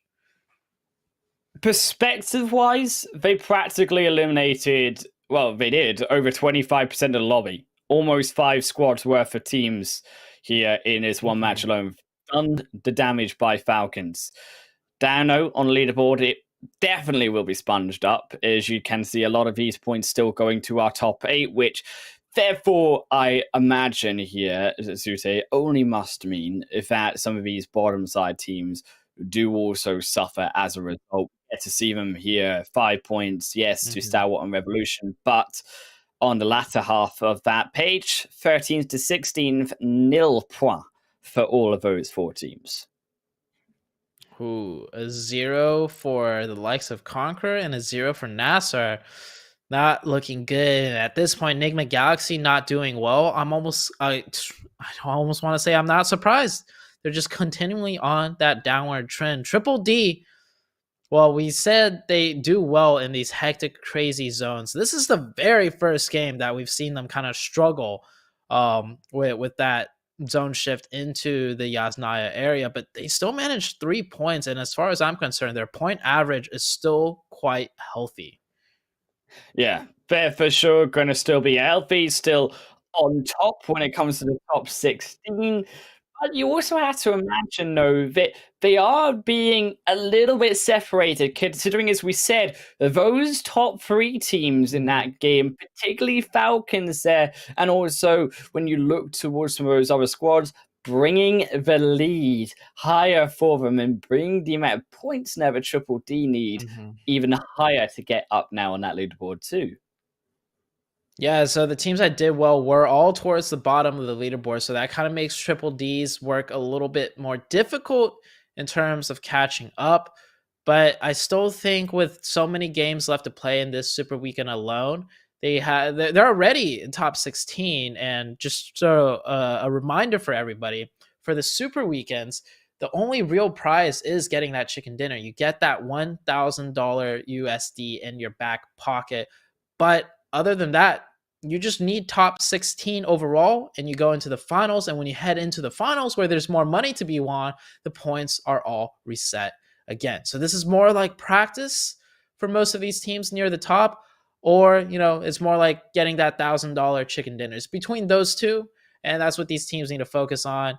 And for Triple D, they made it in the top 16. They're not super safe yet. They just need to close it out. So I'll close it out, though, and when it looks towards some of those other teams, Zute, I'm also, my eyes beginning to draw into our other new contender, the Mind Weapon iKURD. This was finally their first game that they got good placement points. They got a few kill points there as well. Can they keep that consistency going through on our next map, which will be Sanhok? Because I am very concerned that might have just been a one-off, considering that the way in which they played all these other matches, including our Sanhok we had yesterday, very early out. Yeah. The Mind Weapon, it's a team that I feel like we just need to keep an eye on for a little bit longer to just figure out what it is that they're struggling with. I mean, from the points table, it's quite obvious, right? The placement points, Yeah. they fight maybe a little bit too much because they get a bunch of elimination points. But I mean, we've been watching them. They are rotating. It's not like they're just taking every haphazard fight they can. So I think it goes a little bit deeper than that as we take a look at our Oppo moments. And yeah, that initial bridge camp definitely causing a lot of problem for Triple D. Oppo moments best of them here for our third match though, and it was an interesting one. Rico Infinity didn't even realize they actually zoomed by completely on that fight through YaLLa to survive. They got far enough. Their prestige of course using the barricades, using the bus stop did fall at the end, but it wasn't as harsh as some of these other squad Sute, who were basically cannon fodder, quite frankly, for Falcons. Oh, cannon fodder for Falcons. Yeah, I mean, they secure that west side right here, that southwest side. So I think that's where they gathered a lot of their eliminations early on that we might have missed. All the teams rotating from the west, they locked down, and then they controlled the southern side in its entirely, and they locked down all the teams trying to come in from the south. So they were just picking up these 11 points with beautiful positioning and even getting involved here. We didn't catch this on the main feed earlier, but yeah, the Falcons just playing absolutely beautifully. They're probably one of the better teams I've seen play in a urban city finish as far as defense goes. Definitely Falcons picking up the win there through Onya's Naya. I am though wanting to see them keep that up. Can Falcons also be as consistent on that for this Erangel? Well, we're going to head to Sanhok after a short break, see if that is all true. And of course, if Mind Weapon iKURD can also keep their placement for himself. We'll see you there.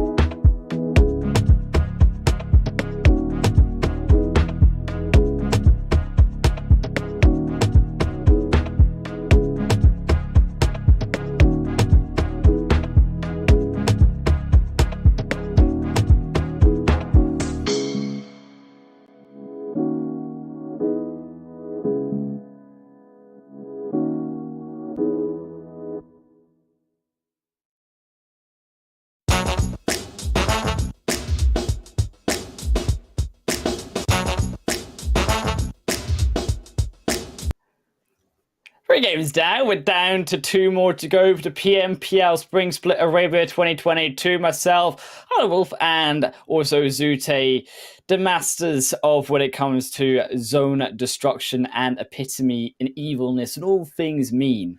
Coming now to Sanhok, as the map itself, Zute, is a mean map already, and I'm scared to see what we're about to do to it. Yeah, Sanhok, it's not going to be pretty. But before we head into that, let's take a look at the overalls once again as Rico continuing, of course. I mean, I don't even think we need to mention Rico anymore. It's pretty much a staple at this point, them just being in first place. But KAMIKAZE, they're up by 2 points now against YaLLa. And from 3rd to 4th, that's a 3-point difference. From 4th to 5th, it's a 5-point difference. From 5th to 6th, 2 points. And from 6th to 7th, 3 points. And actually 7 and 8th are getting kind of close too now. Only an 8-point difference. I really, 22 it kind of, it really kind of puts into perspective just how dominant Rico is. Because it's not like they're super dominant and then there's another huge point drop off between like 3rd to 4th or 4th to 5th. Everybody competing is really quite close in skill level, but it's just Rico Infinity, and that's it. They're just at a different level. 22 points, as I said, between 2nd and their 8th position. 22 points between their 9th, because Nigma, they've also got 172 actually as well. So that leaderboard tied to get into that top half of it. Triple D still there in 15th position, 89 points now, making their way up. But 1Million were also another one of those teams who got 0 points in that previous game. So they are, in fact, even closer to getting to that 14th position and rising up, despite the fact that they are quite literally 15 games behind.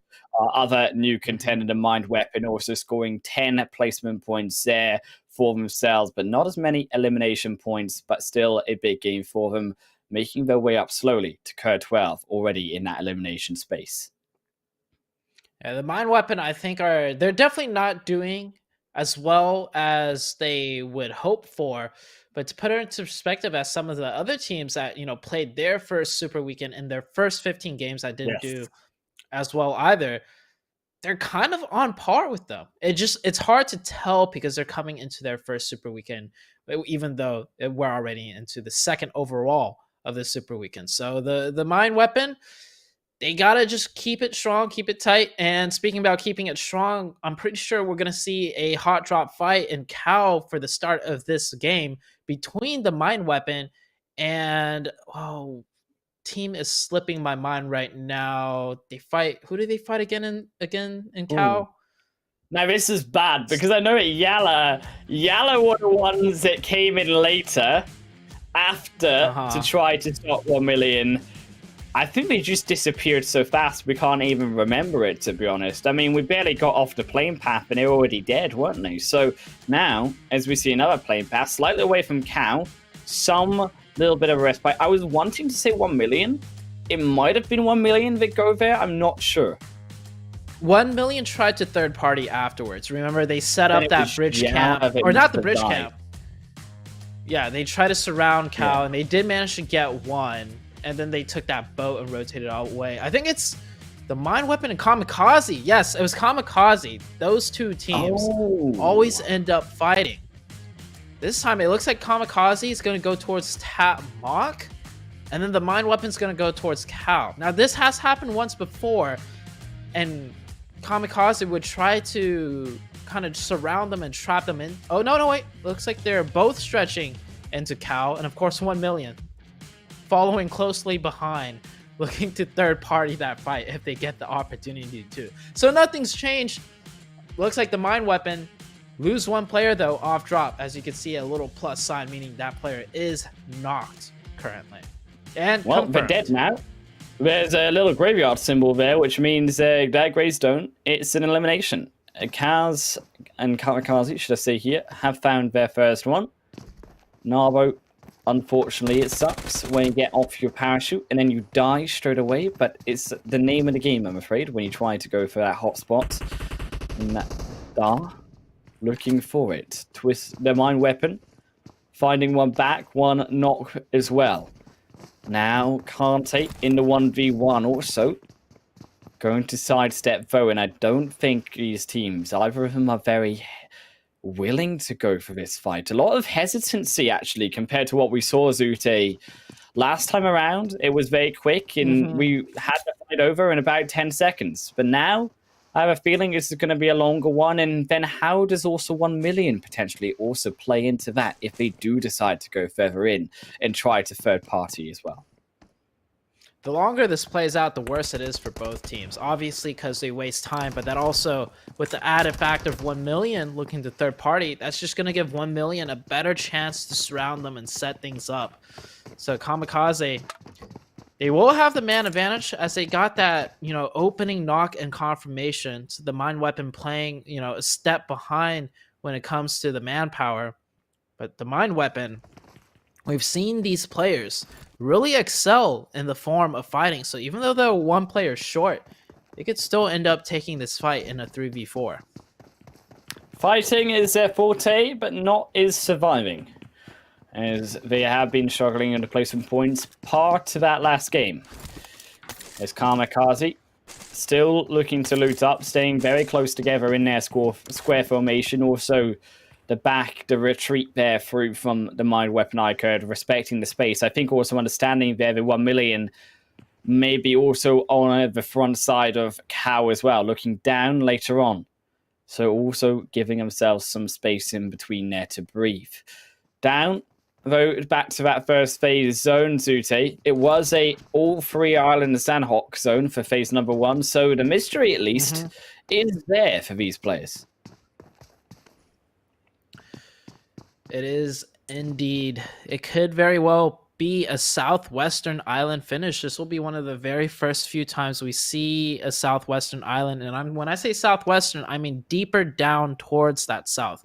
We see it end around the trifecta area, which is that bridge compound just west of boot camp. We've seen zones end around there, but we don't usually see zones end deeper in on the southwestern island. So maybe that might be the case this time around. But you're absolutely right. That northwestern island and eastern island still all in play with that first circle. Kaz? KAMIKAZE, ooh. 07 with a beautiful nade. I think that door was actually closed, but Osama opened it at just the same time as that grenade sailed on in. So the Mind Weapon down to 2 players now. Look, it was just a welcoming present back home. Back home to the comfort of the bench to wait for game number 5. The Mind Weapon down to 2, as you say. And KAMIKAZE, they know they have all 4, playing it very closely together. Another nade through the window won't be as lucky, though. The Mind Weapon back off. Mind Weapon, I think, though, should be using this time. But KAMIKAZE are using cautiously to get on out of there, though. They're staying very long in this fight, wanting to try play this 2 versus 4, and I'm not sure how well it's going to go for them, because evenly trading at this point is not an option. No, Ali is going to have to step up huge and also rely on KAMIKAZE to make some mistakes. He makes his pounce, gets 1, gets 2, looking for the confirmations maybe. Oh, a third one! Oh, this could be it. It's down to a 1v1. Oh. I wanted it. I wanted a 1v4. It looks so great, but Dar is there to save the day. And he does just that. But now look at who's coming, though. Look at who saw the kill feeds in his 1 million Esport, looking to try clean up on the aisle third party as it's straight back down, says Merved. And now 1 million looking for 4 easy peasy kills. And it's a disaster here. It's still 2, not even up for KAMIKAZE. They're already in the building. Bree back down once more. And 1 million down to Dark. Can he save it? Nade not even gonna hit down Moved. It is all 4 strong. Hunting down the solo player. And there KAMIKAZE losing another. Trying to fire down. Quite literally. Keep some distance in between them. But again, they go further in and KAMIKAZE dead where they stand. With the way that ended out, that gives more incentive for Kamikaze or the Mind Weapon to just drop somewhere else. I get it if it's an isolated 4v4 over and over, but when there's a third team that's just looking to finish both of y'all out, somebody should just give it up and loot somewhere else because it's not working out for anybody there. It's YaLLa with the beautiful nade onto Alahi there. Revolution not able to make that bridge crossing as cleanly as they would have liked. Down to just 2 players and Alahi, I don't think will be able to get revived anytime soon. He's going to crawl into the water to try and crawl, swim, knocked, whatever you want to call it. That's so weird to me that players can now... Wait, is he crawl on the water? Crawling? He's going. Is he? I think. Wait, is the water? Maybe a problem. Is the water just that shallow there? Or... I'm not sure. Because I know you can get knocked in the water and swim around, right? But if you get knocked on land and go into the water, do you just stay in the crawling animation? Or... Interesting. Nah. Anyways, I don't think he's going to get revived. He's going. They're making it work. He is one with the fishies. I mean, he's been holding his breath for at least a solid 9 minutes. What's crazier is that there could be fire in the water, though, as well. They're looking for that molly. Oh my gosh. But it goes a little bit short. Rex and Alahahe found themselves a rock. They do get it. And he takes a big gulp of oxygen, but only to go back down again. Unfortunately, hoping he's found him. Another smoke. We'll try that one again, shall we? Is Sanji also looks over Rex. Sanji, though, getting called back up. All a bait here as QHT still is alive, tries to find the punish. Oh, he's down again. Nade. Come on. Yep. That's 3 times he's been knocked now. Oh, Sanji, though. There we go. There we go. They got the confirmation. Finally. About time. I was going to say, I want to see YaLLa play more aggressive because they already, you know, confirmed 1. And then there's 2 players stuck in a very tough spot. But taking a look at the minimap, now I see they're playing a wide 2-2 split. So they only have 2 players to dedicate to this. So they're playing it on the safer side as Rex now also getting shot at by Triple D. Oh man, this Revolution bridge crossing did not work at all. Next zone has shifted, by the way. It looks like we're keeping the 3 sides of Sanhok in, but it seems like it's more favoring towards the eastern main island of Sanhok now. Do you know what the sad part is, though? The Revolution did not have to force that at all. They went for the revive. They tried to go in, knowing that YaLLa were all there, knowing that their position was still on the low ground. There's a high hill to the opposite end of them, and yet they forced it. I think Rex probably could have gotten himself a little bit further away, could have survived with QHT and brought 2 members back on that northwestern island, but it is what it is. And we're going to have to live with their life decision through life and death as Stalwarts. Off they go, pop their clogs as well. Down 1 to Dunak as they're going to bring themselves up to 2 eliminations now. You know what else they could have done? I don't think players have utilized this feature enough, but we saw there was extra smokes that went down after he got the revive, right?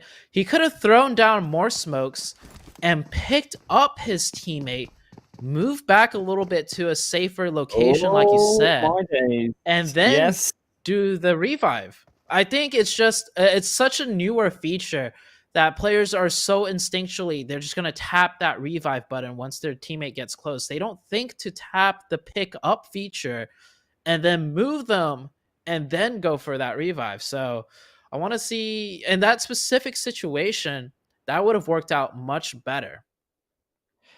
But if you're me, though, Zeuse, you use the pickup button and then you press the additional yeet button and then you throw them into YaLLa like a good old grenade, you know, through the front window. And you say, hello, here's my teammate, pick him all up nice and pretty. Is that what you do? Is that the extra button that we're missing in the game? Yeeting your teammates into certain death. That sounds fun, but I don't think that's going to be added anytime soon. As Revolution, they are going to be finished off right there. I think, yep, the team of Rod just rotating in, just on a regular rotation, not looking to hunt anyone down, but they do catch that player by themselves. As CONQUEROR, meanwhile, in the northeastern side, doing a med strat strategy. That's why you see all 4 players spread out deep in the blue zone. Blue zone closing in though, phase number 3, and a lot of these teams have now begun to be very close towards this center point. Now, this is also the difference. To go back to an actual serious point here, not the eat button, but to all of the positions of these teams, Zute. In the PMPL Arabia, I don't know if you've noticed this yet, but they tend to go very centralized by phase 2, phase 3, rather than play it on the outskirts of the zone, which is not what we're used to in the PMGC, at least from what we saw ourselves in at least the western side. This feels like a very Arabian region style. They definitely play more focused on positioning, which is why, you know, Nigma Galaxy was one of the teams that got top placement point position, but really lacked on the eliminations.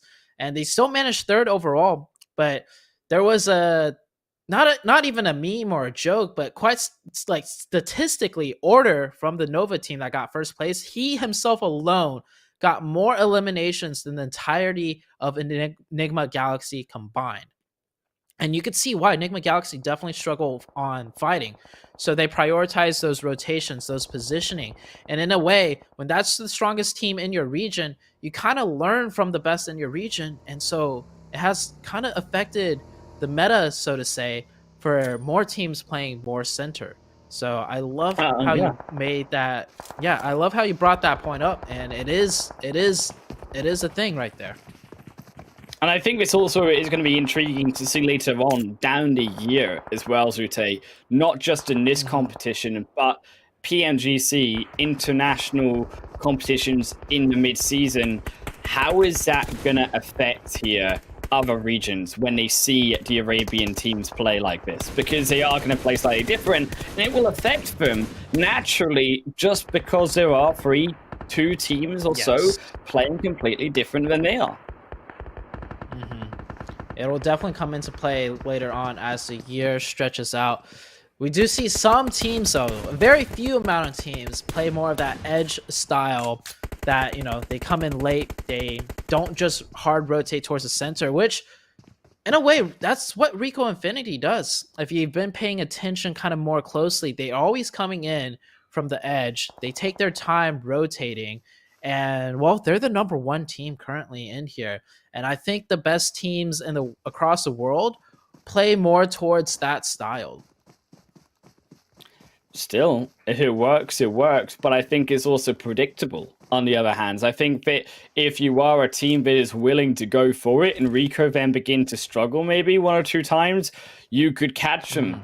You could catch them out, and on that predictable route that they seem to always take, you see it on Erangel so many times, through from Severny, down across the bridge, in towards the main line of Roshok every single match. Doing the same here in Sanhok is unfortunately both for Nigma.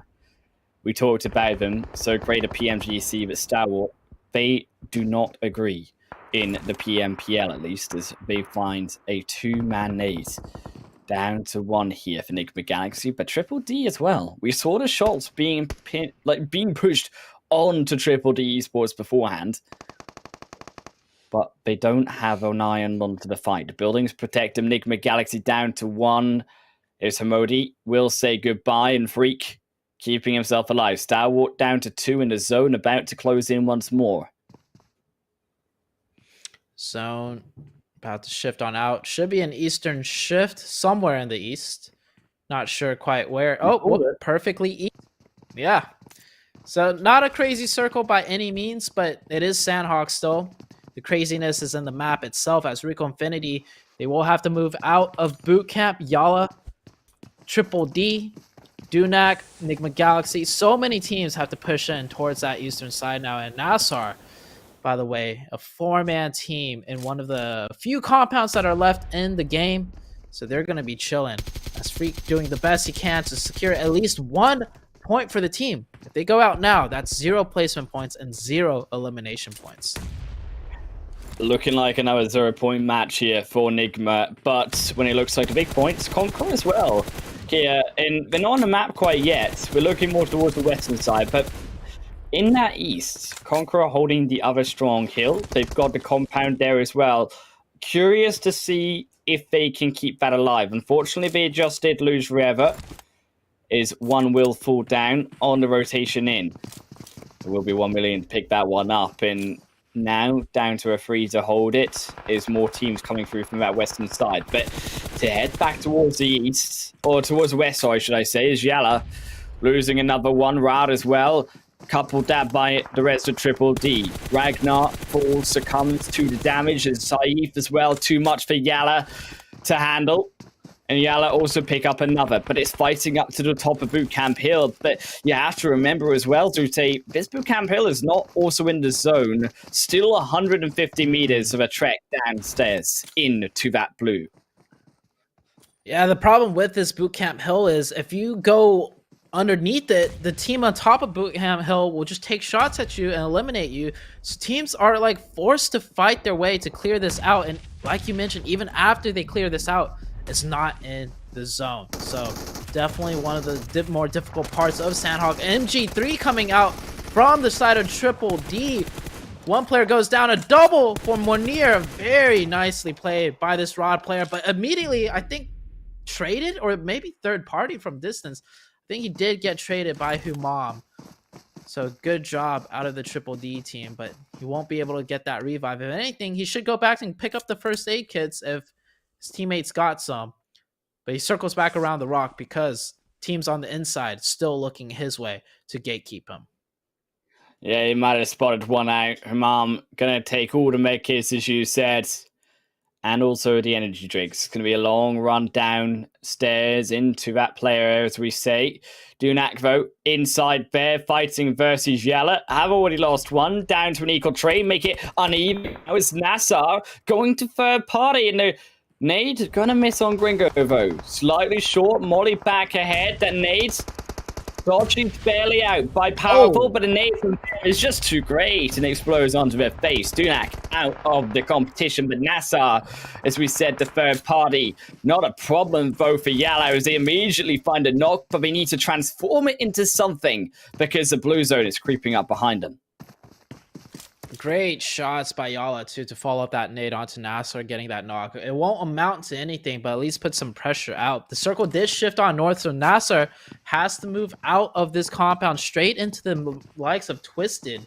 Twisted Minds have 4 players up, and 4 of their players all congregated in one small area. So it's going to be quite a difficult defense for NASR to break into. And you can see in the distance, Twisted has already knocked 2 of NASR. It's not looking good for NASR.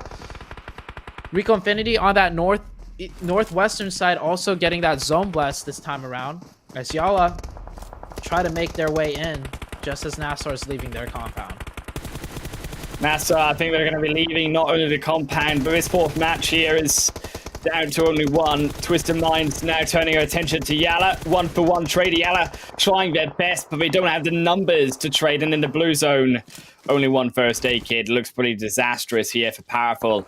He's trying his best, but he's going to move after this in the distance. 963 also fighting versus Falcons. Falcons dead. Out is the second to last. There for NASR Falls also. Powerful uses the final med he's got. Now he's got a breach on in, but Twisted is aware. They're waiting for this player to come in, and that is not a fight he can win. Dami gets Powerful. Twisted with 4 eliminations and 4 players up. The only other team with 4 is the Rico Infinity team, but Rico Infinity, I love how they're playing on this hillside. They're not just keeping 4 players all holed up in that compound and waiting for the fight to come to them. They're being proactive and putting themselves in smart positions to put out the pressure early on. You see one of the Twisted Mind players goes down. A second one. A third one.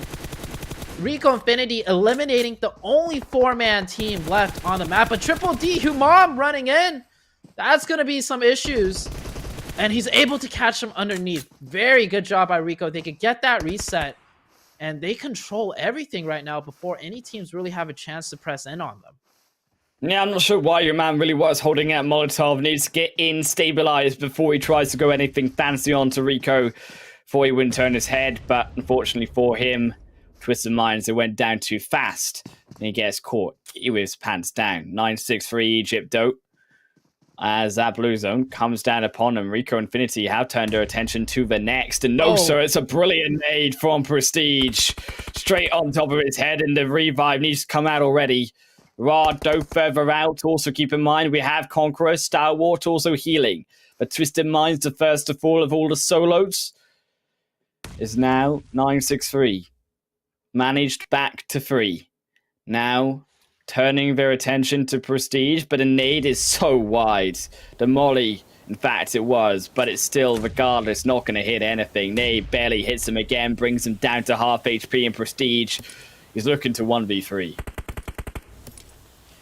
The way Rico Infinity plays their positioning so beautiful. One on the left, one on the right, and then two anchoring down as the support lines with the high ground on the roof. It does not get any more picture perfect than this.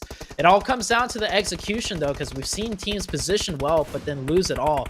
But there we go. A double knock right there from Rico from multiple angles. This is why this team is so far in the league, because when you give them an inch, they will take a mile. But Rico Infinity, you talked about Miles. It only gets further. It turns into a big win for them. Potentially here is 1 million. The only team that can stop them, but it's not happening here. Zute as all the kills, a double-digit game there for eliminations for Rico Infinity Esports. And as you said, I think rightly so, they held out so beautifully, but also the fact that when Rico get given these games, no one contesting onto boot camp, no one contesting their spots, all fight against each other, and Rico are so perfect to just gliding their way into that win. Yeah, so Rico, they got circle blessed that game, not going to lie, but just take a look at how cleanly they executed it. Other teams, there's a good chance they might stack all 4 players in the compounds, right? Just to stay safe.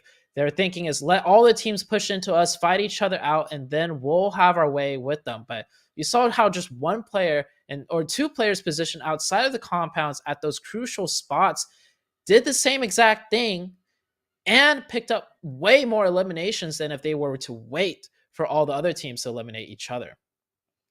Still, though, I think it was also a valiant effort, at least through from some of our squads. I think you could see the fighting trying to come in through from all of those teams out in the blue.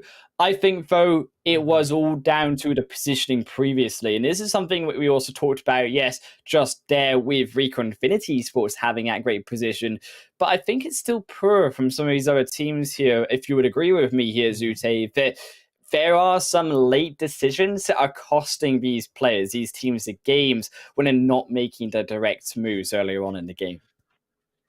Yeah, it's difficult on Sanhok, right? If you make those early moves, sometimes it just means an early death. But of course, you need to find that timing. You need to find that balance. Rico Infinity, they play Sanhok very slow and methodical. And you can see how they stayed in boot camp up towards the end and getting 24 total points. Pretty good job by them. And 1 million. Finally, some points on the table. This team has been struggling all Super Weekend long, and not just this Super Weekend, last Super Weekend as well. So a 16-point game for them, that's going to feel good. Going to feel good for them, but also Stalwart UAE needed those points, put themselves back on top of that leaderboard. And an even spread here of points is all the way down even towards YaLLa, Rad picking up 8, 7 points respectively. YaLLa with the 7 elimination points with only 1 placement point. Unfortunate for them, they couldn't transfer that into a good position game. But it is down to the 9th and the 16th. They gain another bad game there for both Nigma Galaxy and the Mind Weapon. Now, Mind Weapon, okay, they're just starting off when it comes to a Super Weekend, but Nigma, it's like this 2-day warm-up thing, man. I don't know what it is, but it's like they need 2 days just to come into day 3 to smash it. I mean, I hope that's the case, because we saw it last week. But that might have been a fluke almost. Like, I mean, we'll see tomorrow. But this Nigma Galaxy team, I can't even tell if it's because they're practicing stuff that's new, that's uncomfortable for them, which is why they're struggling, or if quite literally this team has just kind of lost their identity and know how to play the game almost. Like that sounds very you know, just it's pretty. How should I say it? It's Dramatic, pretty straightforward. I think, for PMGC, right? Third Yeah, position down to this. yeah, yeah. To this, so we'll see. There's still a whole entire year almost left to play out for this team to find their groove again, and maybe they really aren't trying. Maybe that might be the case. I wouldn't know, but yeah. I hope they're trying. I hope that they're trying their best. That's what you can hope for, I think, in the competitions, to be the best sport that you can be. Now, they did, with that third day last week, at least secure themselves probably enough points if they can just have one more good day to get in on to the finals later on. But you don't want to chance it. You always want to be the best you can be. And also, to be fair, to get those $1,000 per chicken dinner. And speaking of that, 7,000 now in the pocket here for Rico Infinity Esports, just in the first 5 days of R9 alone. To put that in perspective, first place for the grand finals of this PMPL is 10,000. They're 3,000. They're just only 3 chicken dinners away from basically making that first place prize in the super weekends alone. They got 5 last week. If they get 5 this week, that's 10. And there's still one more super weekend. And this team is only looking stronger and stronger as the days go on. They could pretty much pass up 10,000 from the super weekends itself. Yeah, I feel like we just need a point reset now in the finals here, Zute, just to allow someone else to get into that first position, because it's all been Rico Infinity Esports to see for how their game broke down. We're heading into, of course, the best of both moments. Yeah, taking a look at these moments. Oh, this was the moment to be had. Ali almost with the 1v4, man. Ali did such a good job here. I just want to say, come on. His teammate, all his teammate had to do was to get the trade or stay alive or something for him to get that follow-up. That would have been huge, but it doesn't even matter. Because 1,000,000 with the speedy third party will pick up that team as well. So I feel like tomorrow, I feel like KAMIKAZE and the mine weapon, something's got to change. It can't fight there like they are any longer, because with 1,000,000 third partying the way they did, that should be a telltale sign for them, for one of the teams to just leave the area or do something different. Yeah, a lot of forwards plays when it came to particularly those fights forced on that bootcamp hill. Triple D, Rad, they tried their best, but both of them ended up falling down, and this was a story of all of these teams. KURDSQUAD and YaLLa, they tried to also catch out Dunak and fell behind, trying to find NASR, trying to fight also Twisted Minds, but it's too much. Twisted Minds were able to find the kills, but it's from here that you begin to see the split take shape there from Rico Infinity Esports, and a triple there from Prestige was all it took to really seal the deal. Rico Infinity in these closing moments, their formations just played so well. One player from each side putting in so much work. Here it looks like Prestige is like one man holding them back, but immediately his teammate SK Ton has that side angle once they get close enough, and there's still the 2 supporting sightlines from the back end side, and that's how Rico Infinity, just clinical is the word that I want to use when it comes to Rico Infinity. Clinical. Prestige, definitely the MVP of that game for Rico. Gotta see, though, it all lies in game number 5. Who takes that final $1,000? We'll see you guys there.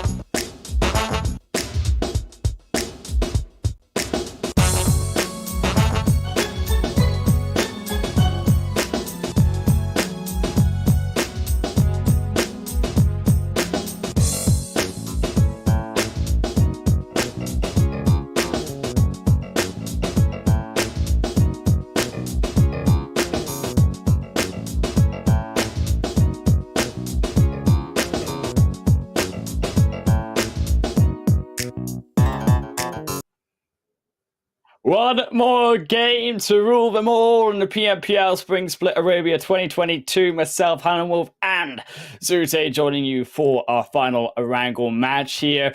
Just hot off the press, though, was also Rico Infinity Esports taking the win, but we want to know who is taking the win here for you guys at home. Let us know on social media, jumping in onto the conversation using the hashtag PMPL for YouTube, Facebook, Instagram, Twitter, TikTok, all of the social media platforms, and give us your thoughts of the PMPL so far. Zute, the overall rankings also shaping up, though, in YaLLa still barely on top. Rico Infinity is almost stretching their point lead to 100 now, so there's a thing. But yeah, second to third, 2 points, and then 1 point, and then 4 points, 2 points, 10 points, 2 points. It's so insanely close. It's a 21-point difference from second to 8th place. So nothing has changed from that second to 8th place as far as the point gap goes. We see some movement here and there, but that movement is just minuscule amounts. Yeah, we've only got 21 points still. It's even less now between the second and 8th position. Twisted Minds barely keeping up the rear. But the big factor for me that has impressed me so far today is that Falcons now in 6th position, Zuse. Oh, yeah, that is a huge difference. Falcons was in that second half of the leaderboards for quite a long time. And now for them to stick themselves firmly, I would have to say, in that first front page is great to see. But one team that went from that first page and they're just continuously dropping down, that would have to be Nigma Galaxy. Yeah, Nigma Galaxy, we said, and we kind of joked that they're heading towards that 15th place, but in reality, they are really heading down there. Now on the second page, and still 1 million haven't even moved. Dunak haven't even really moved. Neither Rad in his bottom page. It does seem to be here, Zute. All of these bottom teams really struggling to get a foothold in the door of that first page. Yeah, same with the Mind Weapon iKURD. Another disastrous game for them. They actually, lost that fight in Cal in the very beginning. We usually see them win that fight, but this time around, not working out as well. And it's just coming into the last match of the second day. There's only one more day left for them to make use of the Super Weekend as well as they can. And with the next Super Weekend not being a guaranteed thing for any of these teams, they need to do well to make it into the finals. They do indeed. It's all going to be so close in that leaderboard. One game really can change a lot, in especially the sense that we saw in the third match. Falcons, we mentioned them in 6th position. That 90-kill game really bring them up on top. But heading back into Erangel, towards the start of dreams of the past, Falcons being great at Erangel, we finally got to see a glimpse of it. Are we going to see that though again?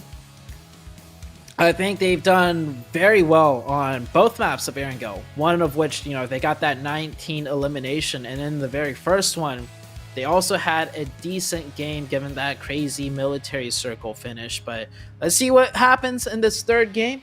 It could be a game where Rico Infinity gets their another chicken too, as the playing path starting from that southern side on the eastern shoreline, stretching towards the west, cutting more towards the center of the map. I would love to say that we see more teams down at Sanhok military base. I don't think it's going to be the case, though. Every time we do see a southern playing path, teams do tend to just drive their way into their comfort locations here, but it could be different here, and I'm hoping it could be different. At least 1 million. They're changing it up. I'm proud of Sun here. I'm proud that at least one other player has decided to show some love to my favorite part of South Island. Well, 1 million do like to do a split. As you can see, another player of 1 million, Jabal, heading towards the Primorsk side. One change I would like to see is Triple D, though, and the Revolution side, right? Triple D did lose a player very early on trying to cross that bridge, so maybe they'll send out an earlier scout to make sure that position is completely safe as the first circle does come on up. And we're going to be heading towards the western side of Erangel. Ooh, but I'm still hoping, okay? and we saw a zone like this last time, but we get to see Quarry. Now, we almost got there. Game 5 yesterday, Zute. It ended up just being outside. Are we going to see a Quarry finish? And if not, where would you like to see this map go? With this circle in particular, I would like to see a Mount Everest finish. I mean, there's a chance it could stretch up there, but that would be cool to see. And with such a southern plane path, we do see some players getting into fights. 963 already losing a player, and a few other teams dropping in a split with players next to each other. There you go. There's another one. Ragnar from YaLLa picking up an elimination onto the side of Dunak as well. Mind Weapon also keeping themselves a little bit split here, as we usually do tend to see. But with that, as we said, comes a few kills gone the way of each other. 963 and Dunak, as you say, lost down to 3 already. Map gonna be fairly split here. Rico, yes, behind ever so slightly the Mind Weapon. I wouldn't put it past them, though, to chase this down. I mean, if you have flashbacks to where we had saw one of the Rico members get pinned down, get eliminated, and then they chased him 500 meters to confirm the kill back. Oh, yeah. Well, that would be more difficult to do with the crossbow, because it looks like Prestige, all he has is the crossbow. If you're 100 points ahead, you can try anything, Zute. It's that much of a gap. Imagine if you were to get a crossbow knock doing a drive-by. That would be the most gangster thing That ever. is, that's social media-able right there. I mean, that goes straight on to the socials. I'm not gonna lie to you. I feel like the best part is when you shoot that crossbow, it doesn't make any noise, right? So imagine if you're the enemy player, you hear a buggy drive by, you see the buggy, you don't hear any shots or anything, and just a thunk, and you're knocked. One shot, one kill. That's all it takes. Yeah. One arrow. Yeah, so looking at the minimap, everybody's kind of spread out towards where they want to be. We do have, 2 early casualties given such a southern plane path, but other than that, things will play out as normal on Erangel before the circles get involved, that is. We don't speak about the circles, Zute. We've learned anything in the first 2 games. We don't speak about the circles. At least not until we know that they're not going to be crazy, okay? We need to put them back on their leash, Zute. I mean, I don't know who let them off, but they're definitely running away from us. Is a lot of these teams still very split, as we said. A slight difference in some of the drop locations, though. Rico not opting to go as far as shooting range of Severny. Instead, have taken up the north side of Georgia, probably YaLLa down to the south, as expected. The Mind Weapon making the rotation all the way up towards Roshok, just behind their NASR. So that is the only real rotations we have seen. I am curious as well, you mentioned rotations in the bridge side, how Triple D and Revolution are going to get across. I'm slightly more concerned about them in this scenario, though, considering that it is a western side zone, and KONQUEROR in particular do tend to stick towards that western bridge for quite a long while. Yeah, we've seen actually KONQUEROR get destroyed by Revolution. There was one time where Revolution was just crossing the bridge, KONQUEROR set up a trap, and KONQUEROR ended up losing 3 of their players within like a minute's time. So I almost feel like KONQUEROR might try to bridge camp again and do some readjustments, but Revolution, they're going to be more aware of that potential happening this time around, and Revolution are either going to take it slower or not take that bridge at all.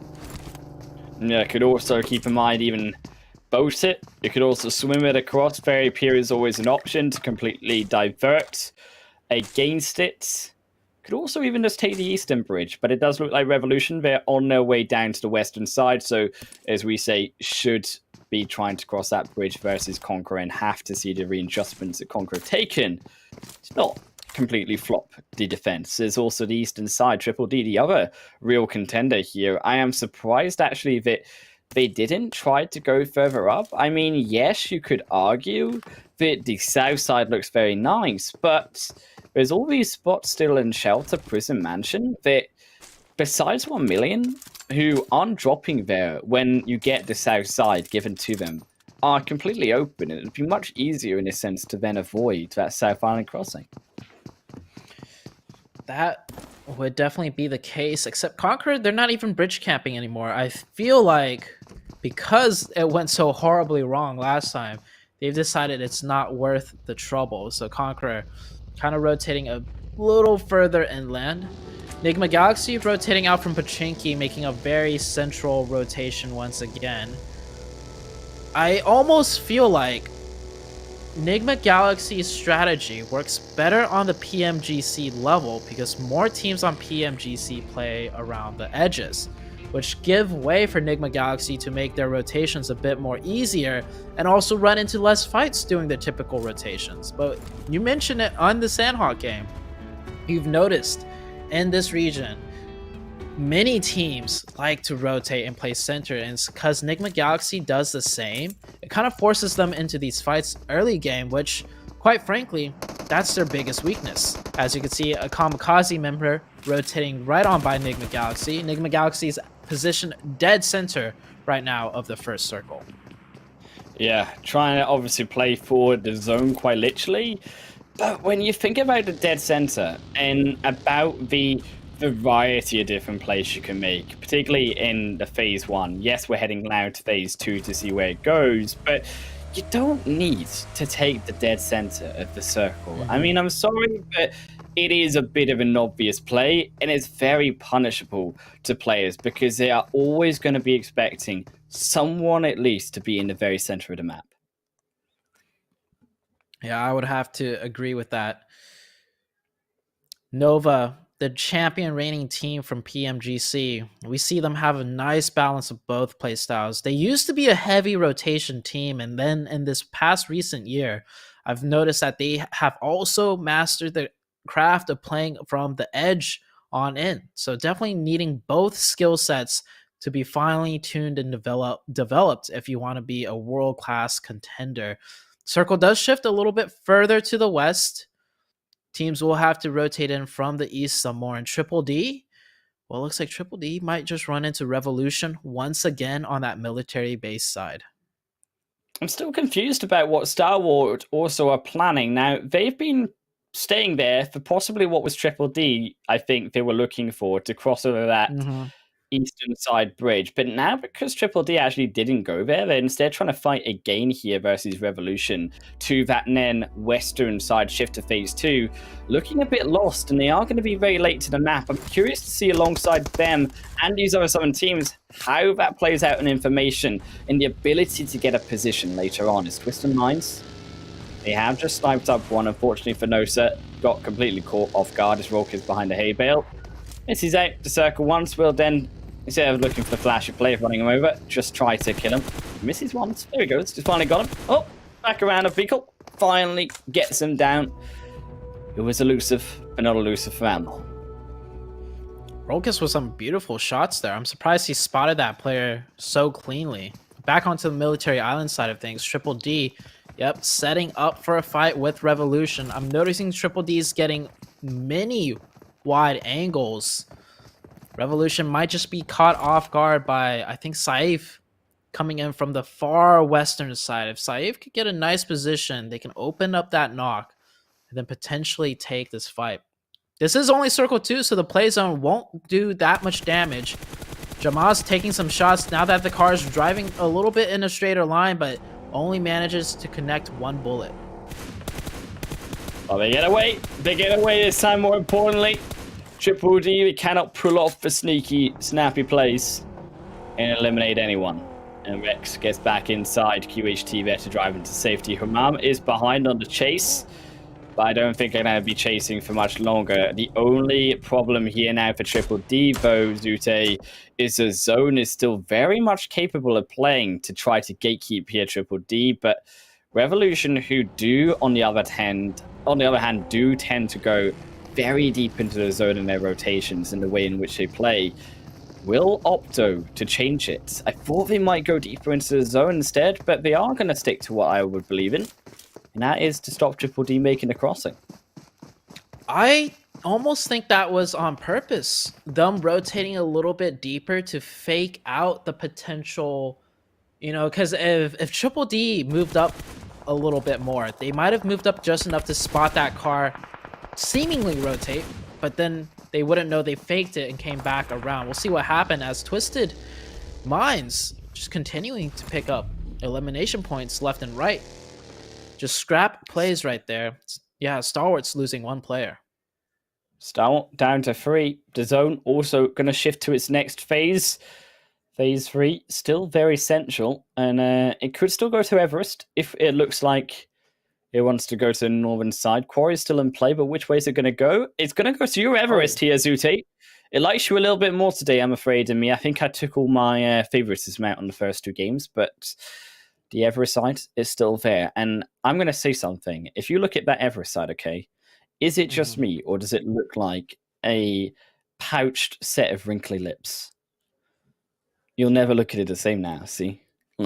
Luckily, there's players on top of Everest right now, so I can't visualize that as well. So that's good that I can't, but quite scary with the fact that I asked for Everest. And I mean, I doubt it's actually going to end on Everest, but the fact that it shifted up there and keeping Everest into play, it's kind of freaky. These past 2 days, the circles have been something else.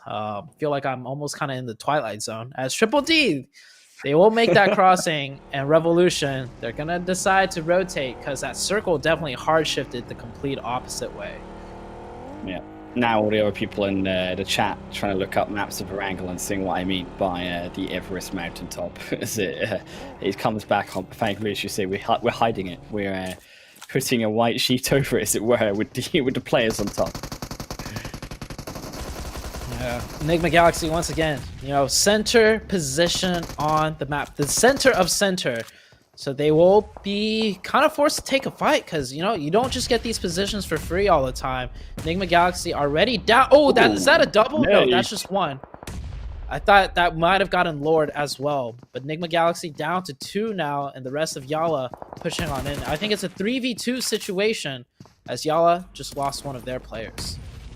Sanji, they were giving the information away. They said that they're all downstairs, it couldn't be upstairs.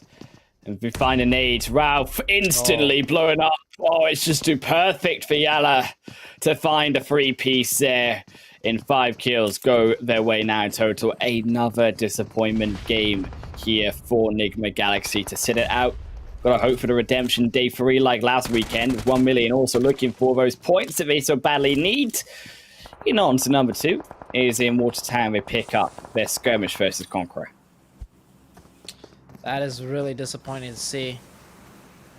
It's even more disappointing that I just kind of felt like they were going to lose because we've seen them lose so many fights, and then they lost in a very just resounding fashion, just grenaded one after another. Couldn't even get a chance to put up a fight as 1million tried to put up a fight with Conquerors on the southwestern side, but here comes in Revolution from the side, looking to third party.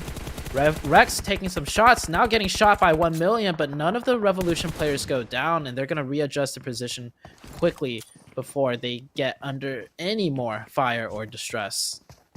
Rio slams himself away out of fight, but he needs to re-rotate as that zone has gone slammingly back down towards that south side. 963 in the center here, along with KAMIKAZE. Triple D finally making their own rotation in onto the zone.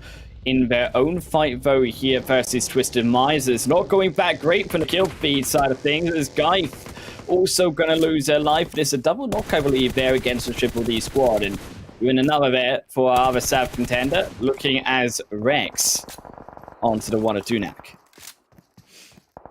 This new circle shift coming out. Rico Infinity set themselves at that watchtower, or not watchtower, the radio tower, which is a very strong position. And I love this 3-1 split that they're doing. Prestige playing a deep pocket that does have support lines from his teammates out back. And so this pretty much covers the entirety of the circle. No matter where it shifts, Rico Infinity will have a good control and a good idea of what to do next. Twisted Minds coming in from the south, just continuously fighting their way in. This is what they're known for, and this is what they're good at. So focusing on their strengths. Revolution looking to try and draw on in. Finish the 5 versus Dunak. 1million Esports have found them though. Twisted Minds down another 2, but Big O still trying to find another way through in on Twisted Minds side of way, but it's 1million Esports in the observatory. The Revolution has always found him, but he's blowing up on the entrance. Looks like a little bit of miscommunication. Players now. Smoker finds the revive, but we're not done just yet. Jabal, they've been found, they've been spotted, but Jabal gets punished, and it's the saving grace of Rico Infinity Esports that keeps him alive. Ooh, Rico Infinity from long range, so deadly, and now they're gonna take out all the cars as Triple D has pushed into 963. This will be a 3v2 situation. 963. They had a good day yesterday. Today, a little bit more quiet. See if they can take down this juggernaut of a team that is Triple D as far as it comes to Erangel zones. Look, Triple D, they've been falling a little bit down though the last 2 games. They need a little bit of a pick-me-up. They do have the 3 players. They have the man advantage. This should be a worthy fight. They find one, they go for the push. Easy peasy, lemon squeezy, but they miss out. The nade now was the smoke to cover the window, makes it slightly harder. As you can see, they miss out on the entrance on in. Trippy keeping himself alive, but Zuxi is a little bit more vulnerable. They're going to try again for another nade. That one goes in. Does it cook it right though? And he's not running out, but it's not going to hit him. He saves himself again. That window is still so difficult to throw in, but oh, here comes a push instead. Triple D has had it with the grenades, and just like that, dude, UMP, that's 1 player down. All down to Zuxi now. Triple D, I like the pacing of it. They're deciding to do this push right before the circle is about to shift, so they're timing this well. And with that circle shift, they don't even have to necessarily do this push, but in my opinion, they should do it right now before a team potentially third parties them. So take the player out, get full control of this area. And oh, hello. There is a fire right there as Humam almost gets knocked. Oh, he does get knocked. That was definitely a mistake right there. Yeah, he should look for the angle, thought he could get it, but then called off the play. And Zuxi, that might have been a mistake for the lousy 963 just to exit on in, because Scythe had to go for the revive. Is maybe someone else saving him? Yes, it's Twisted Minds. Again, another saving grace from far above. Is Triple D saved by the pink Twisted Minds themselves? And he lived to tell another day, but that mistake could have cost them. Falcons now moving closer in on the northern end, another side of things on fighting as they go past the mined weapon iKURD, looking for the plays, looking for the picks through on the vehicles, but they're going to find none. But it's not out of the woods just yet, and quite literally into the open fields. This Team Falcons, they are looking for the center of zone. It's a very bold rotation. Ooh, Falcons. They're using their strength in numbers in their vehicles though, and they do pull up in a nice playable area. One of the more underutilized zones or areas of the map to play in. All they really need to do timing-wise is throw down some smokes, survive the chaos, and they should be good, as Triple D is going to be pushed by the Twisted Minds, the team that quite literally saved them just a second ago, now going to be their demise. Will it though? Yamaz is down, but they still got at least 2 up. Yamaz looks to be confirmed out with the nade. Humam will find it. It's actually Big O's nade. Big grabs it. Twisted Minds still 3 up now to 2, and suddenly the tables have turned. Triple D finding out what it feels like to be a 963 team with a member down. But can they survive? Still in the zone. Still with pacing, some space left. But they need to try find the exit out. I don't think staying here the best idea, but staying in a fight. The mine weapon, they barrage Team Falcons, but it might just cost their lives for it. Is Ali goes for the miracle drive on in to try save himself and his teammate. Won't go for the teammate, instead drives by past him. Alex stopping inside the rock as he says goodbye to the teammate himself, but he keeps himself alive, but not for much longer. Also easy nade in the same location for KAMIKAZE. Silences down to my weapon, iKURD. Oh, you always got to enjoy those beautiful jump nade tosses, especially the uncooked ones, because it just flies and sails on in, and then it gets the elimination. As Rico Infinity being pressured in by YaLLa now. This was that split position they were playing earlier, but they didn't clear out the sides, which gives YaLLa a nice entryway in. 2 players knocked from Rico Infinity.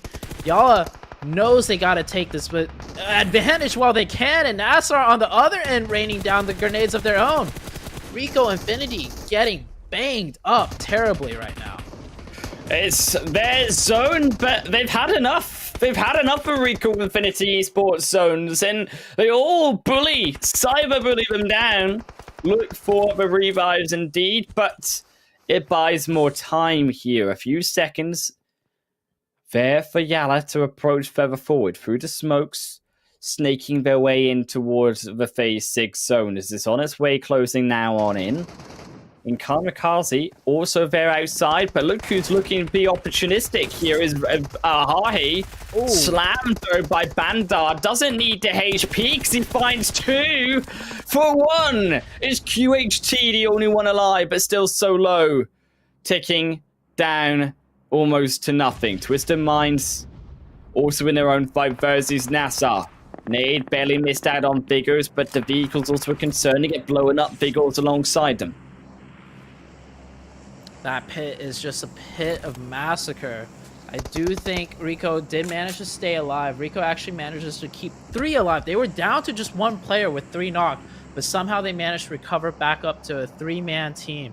YaLLa is still playing very quiet on the side. I think the fact that they got the zone kind of made YaLLa hesitate on taking that push, which I think they should have made the push, because now the next circle, if it shifts off them, you're going to have to take that fight with Rico once again, either way.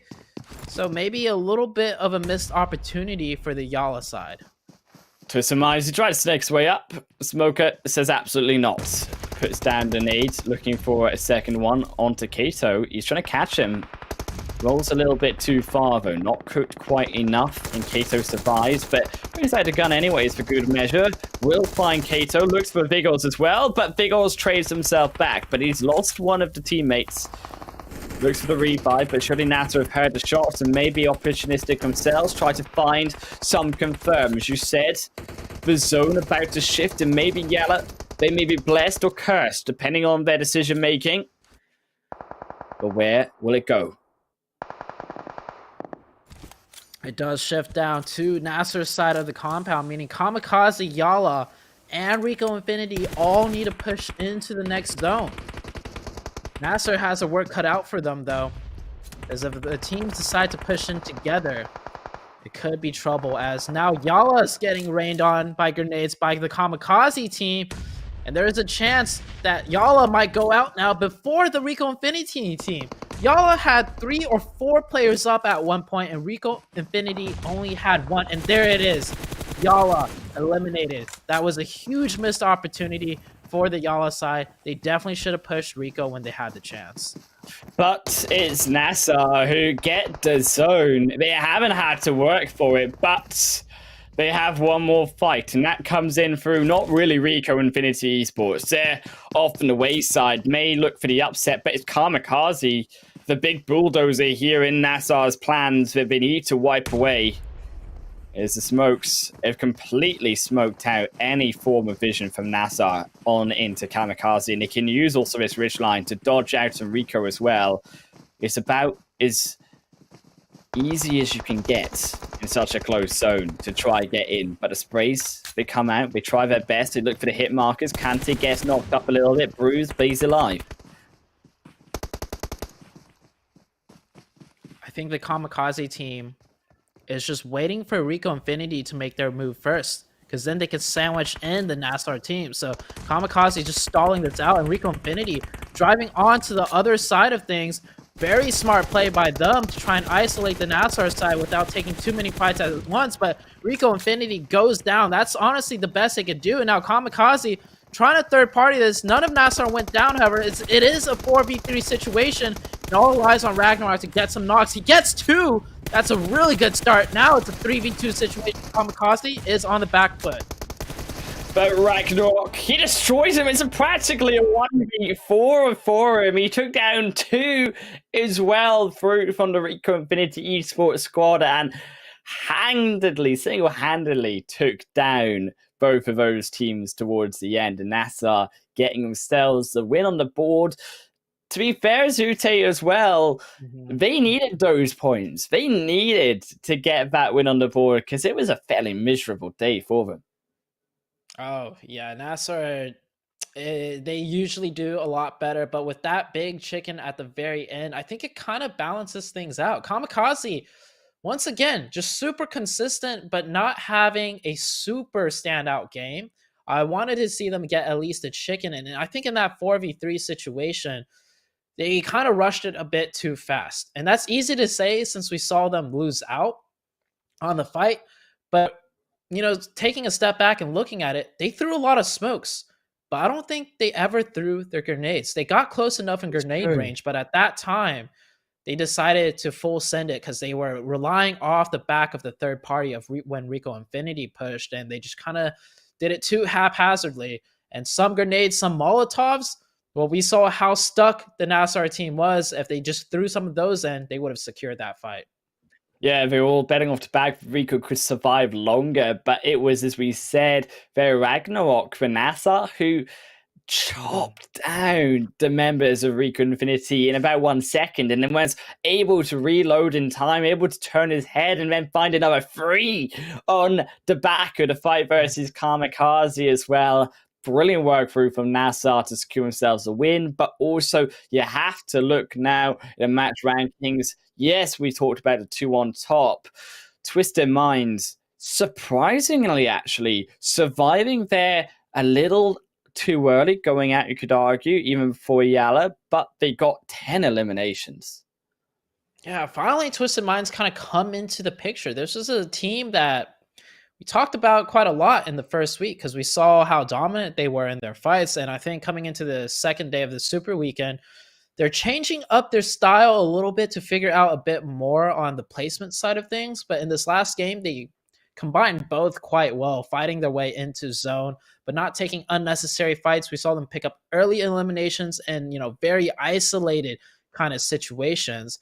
Rico Infinity, not many elim points, but they did the best they could with the placement points, and they pick up 13. Same with YaLLa, of course, and Revolution with 10, and then there's a huge point drop off after that. Yeah, I feel like YaLLa could have definitely done a lot more, though. Had they been able to take care of Rico Infinity, they may have gotten a few points here and there. They may have survived at least 2 extra, but they're so high up on the leaderboard that they don't need to worry about anything in terms of missing out on 2 points. It's more the concern, as you said, from Dunak, from Egypt. Nice for Egypt, sorry, in the 7th and 8th position. That big drop off, missing out on those points. They are, those 2 teams, more in danger of falling out to the wayside, particularly joining up now with them is Nigma Galaxy on another 1 point only game. Yeah, Falcons and downwards also, all of these teams struggled as far as it came to the points. Falcons, we saw them had 2 really good games on Erangel. This third one was just not it for them, but overall, I feel like they should be quite proud of how far they've come in the Super Weekends, you know, working from the second half of the leaderboard page all the way up into the first page. And we saw how close the points were in that first page, so they could easily jump up a little bit more. To be fair, though, it's not just, I think, the sense of Nigma Galaxy doing so bad today. I think also you have to put a little bit of shame down on some of these other teams that we mentioned at the start who we wanted to see come up. And that was Rad, that was 1million, that was the Mind Weapon iKURD. Now, the Mind Weapon iKURD, I can excuse slightly for that third game performance. They were able to get some points there. But holistically, all 3 of these teams are consistently at the bottom page of our leaderboard. I gotta agree with that. And I think out of those 3 teams, each of them had like one decent game. And then after that, that was it. And when you're playing 5 matches a day, you need more than one decent game. You need at least 3 to be somewhat considered consistent. And then you need at least one more of a standout game. And then you can maybe get one throwaway game. But we've seen maybe like 4 throwaway games and 1 okay game out of those 3 teams you mentioned. So they got to pick things up. And those 3 teams also aren't the safest as far as it comes to, you know, getting their way into the finals. If they don't make the next Super Weekend, things can look extremely shaky for them. Yeah, however, we do have to look at the overall rankings, see how shaky it is for them. As Falcons, we mentioned, on a higher note, have secured themselves at least that 7th position on the first page of the leaderboard. As well, KAMIKAZE stealing away that extra 2nd place from YaLLa, reclaiming it once more in a 6-point lead. But overall, the top page of our leaderboard is still very tight in points. 5th to 8th, only a 5-point difference. And there's a little bit of a very small gap between 4th and 5th now that's making a little bit of a separation. Oh, wait, no. Am I doing the math? No, yeah, there's a little bit of a separation there. I think it's like 13 points. Yeah, 13 points difference right there. But other than that, it is still relatively extremely close. And I feel like we're going to see this all the way up until the last Super Weekend of how close these points will be.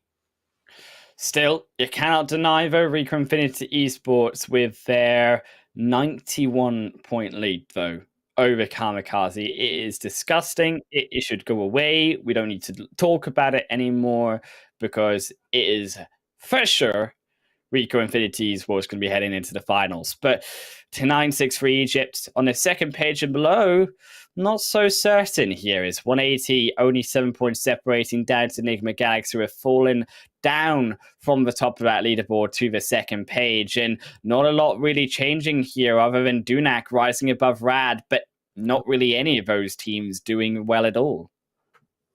Yeah, Dunak did better than they did last Super Weekend, at least. It's a noticeable improvement. There's still one more day left in this Super Weekend, so if they could extend that a little bit more, that would be great. The team that stands out the most, though, is Triple D. They have had secured 2 winner chicken dinners already. That's 1 chicken dinner a day so far in this Super Weekend. And with the way their points are being gathered right now, I can foresee by the end of tomorrow, they will have 15 matches played and be above a team that has 30 matches played. But that's all down though to 1 million to Rad and like still keeping down below on that leaderboard though, Zute. But you cannot deny 9.8 point average. That is an average to be proud of. And unfortunately there for RTG Esport KURDSQUAD and also KURD12 on the other end of this page, the leaderboard, though, not a fan of that being the case, because that makes their climb just that little bit tougher. Even the Mind Weapon slowly edging up towards KURD, but it's a much slower climb on only a 4.4 point average. Yeah, the Mind Weapon, I almost feel like they might just end up performing worse than the worst performing teams of last week's Super Weekend. They looked so promising during the league stage, and there were moments where they looked promising. But those moments were maybe just one game so far out of the 10, and that might just be from just one isolated team fight, not even a good game overall. So the Mind Weapon, I don't know, man. I was excited for this team, but at least we do have the Triple D coming into the picture and really kind of showing how things could be done if you miss a Super Weekend. Still, though, we've got to find some success. And speaking of success, we've got to mention it one more time. You were at home, want some chicken dinners in your game? Well, grab it with your Oppo Reno 6 series with upgrade performance and upgraded fun. Celebrate your winning spirit with a brand new Oppo Reno 6 series of designated smartphones for PUBG Mobile, Middle East, and Africa Esports 2022. Gotta see, though, in this final day, speaking of success, if we can see some rise on those bottom place teams, because it is now who can climb out of that pit of players down on that second page, Zute. Yeah, it's the second page. Obviously, Triple D is looking like they're on target. And then, well, just Nigma Galaxy, because, you know, third day is the charm.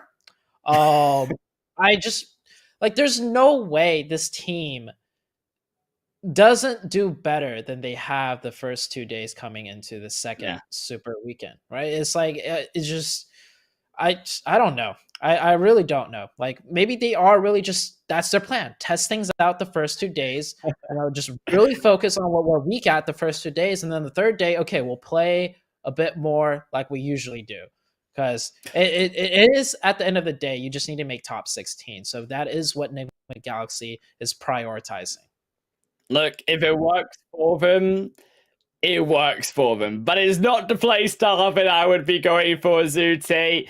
Gotta see, though, if they can play that play style to fruition on our final day, same time, same place. Myself and Imperium going to be hitting with your final 5 games for the second super weekend here at the PMPL Arabia Spring Split. But that's all from myself. That's all from yourself, Zute, as well. Hit us up down below on our social media. Give us a little bit of a follow as well to follow all of our action and our sayings about these teams here at the PMPL. But as we say, we'll see you tomorrow.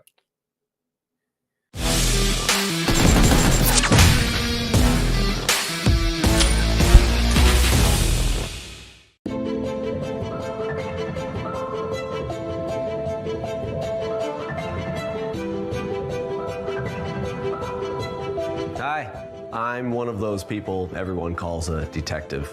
Of course, I'm not the only detective around here. There's also our information analysis system, the BanPan information system, and our many community volunteers that speak different languages from all around the world. We can use the BanPan information system to find information related to cheats from the vast sea of information. We will use a combination of the system and manual methods to search various online forums and video sharing sites for traces of cheating. We will also work with our defenders of security in PUBG Mobile from all over the world to search for and destroy channels used to sell cheats. Fortunately, many players have joined our team. We also provide players with a channel to report the sale of cheats, and players from all over the world provide us with information every day. We are so happy to see so many players helping us to combat cheating. I am a moderator and an information collector. I'm a moderator of many game forums. I am familiar with how cheats work and how they end up in players' hands. I'm very aware of the harm caused by cheating. So I've decided to help combat cheating. Due to our efforts, the information of many cheats is no longer brazenly posted online. Instead, they are hidden very deeply and disguised as unrelated posts. But that's not enough for them to escape my eyes. Many people have the misconception that cheats are like bugs and that they'll disappear once they've been dealt with. That's not how it really works though. Even if all the features of the cheats are banned now, the creators of the cheats will continue to upgrade their cheats. They will do anything they can to get around our security system. That's why we combat the newest cheats from 2 different fronts. We work together from the inside and the outside to effectively cover all types of cheating and combat them quickly. Although this is just a game, everyone likes those who follow the rules and play fairly. What makes games fun are the things that make us feel nervous and challenge us. It is because victory was hard-earned that we feel joyful about it.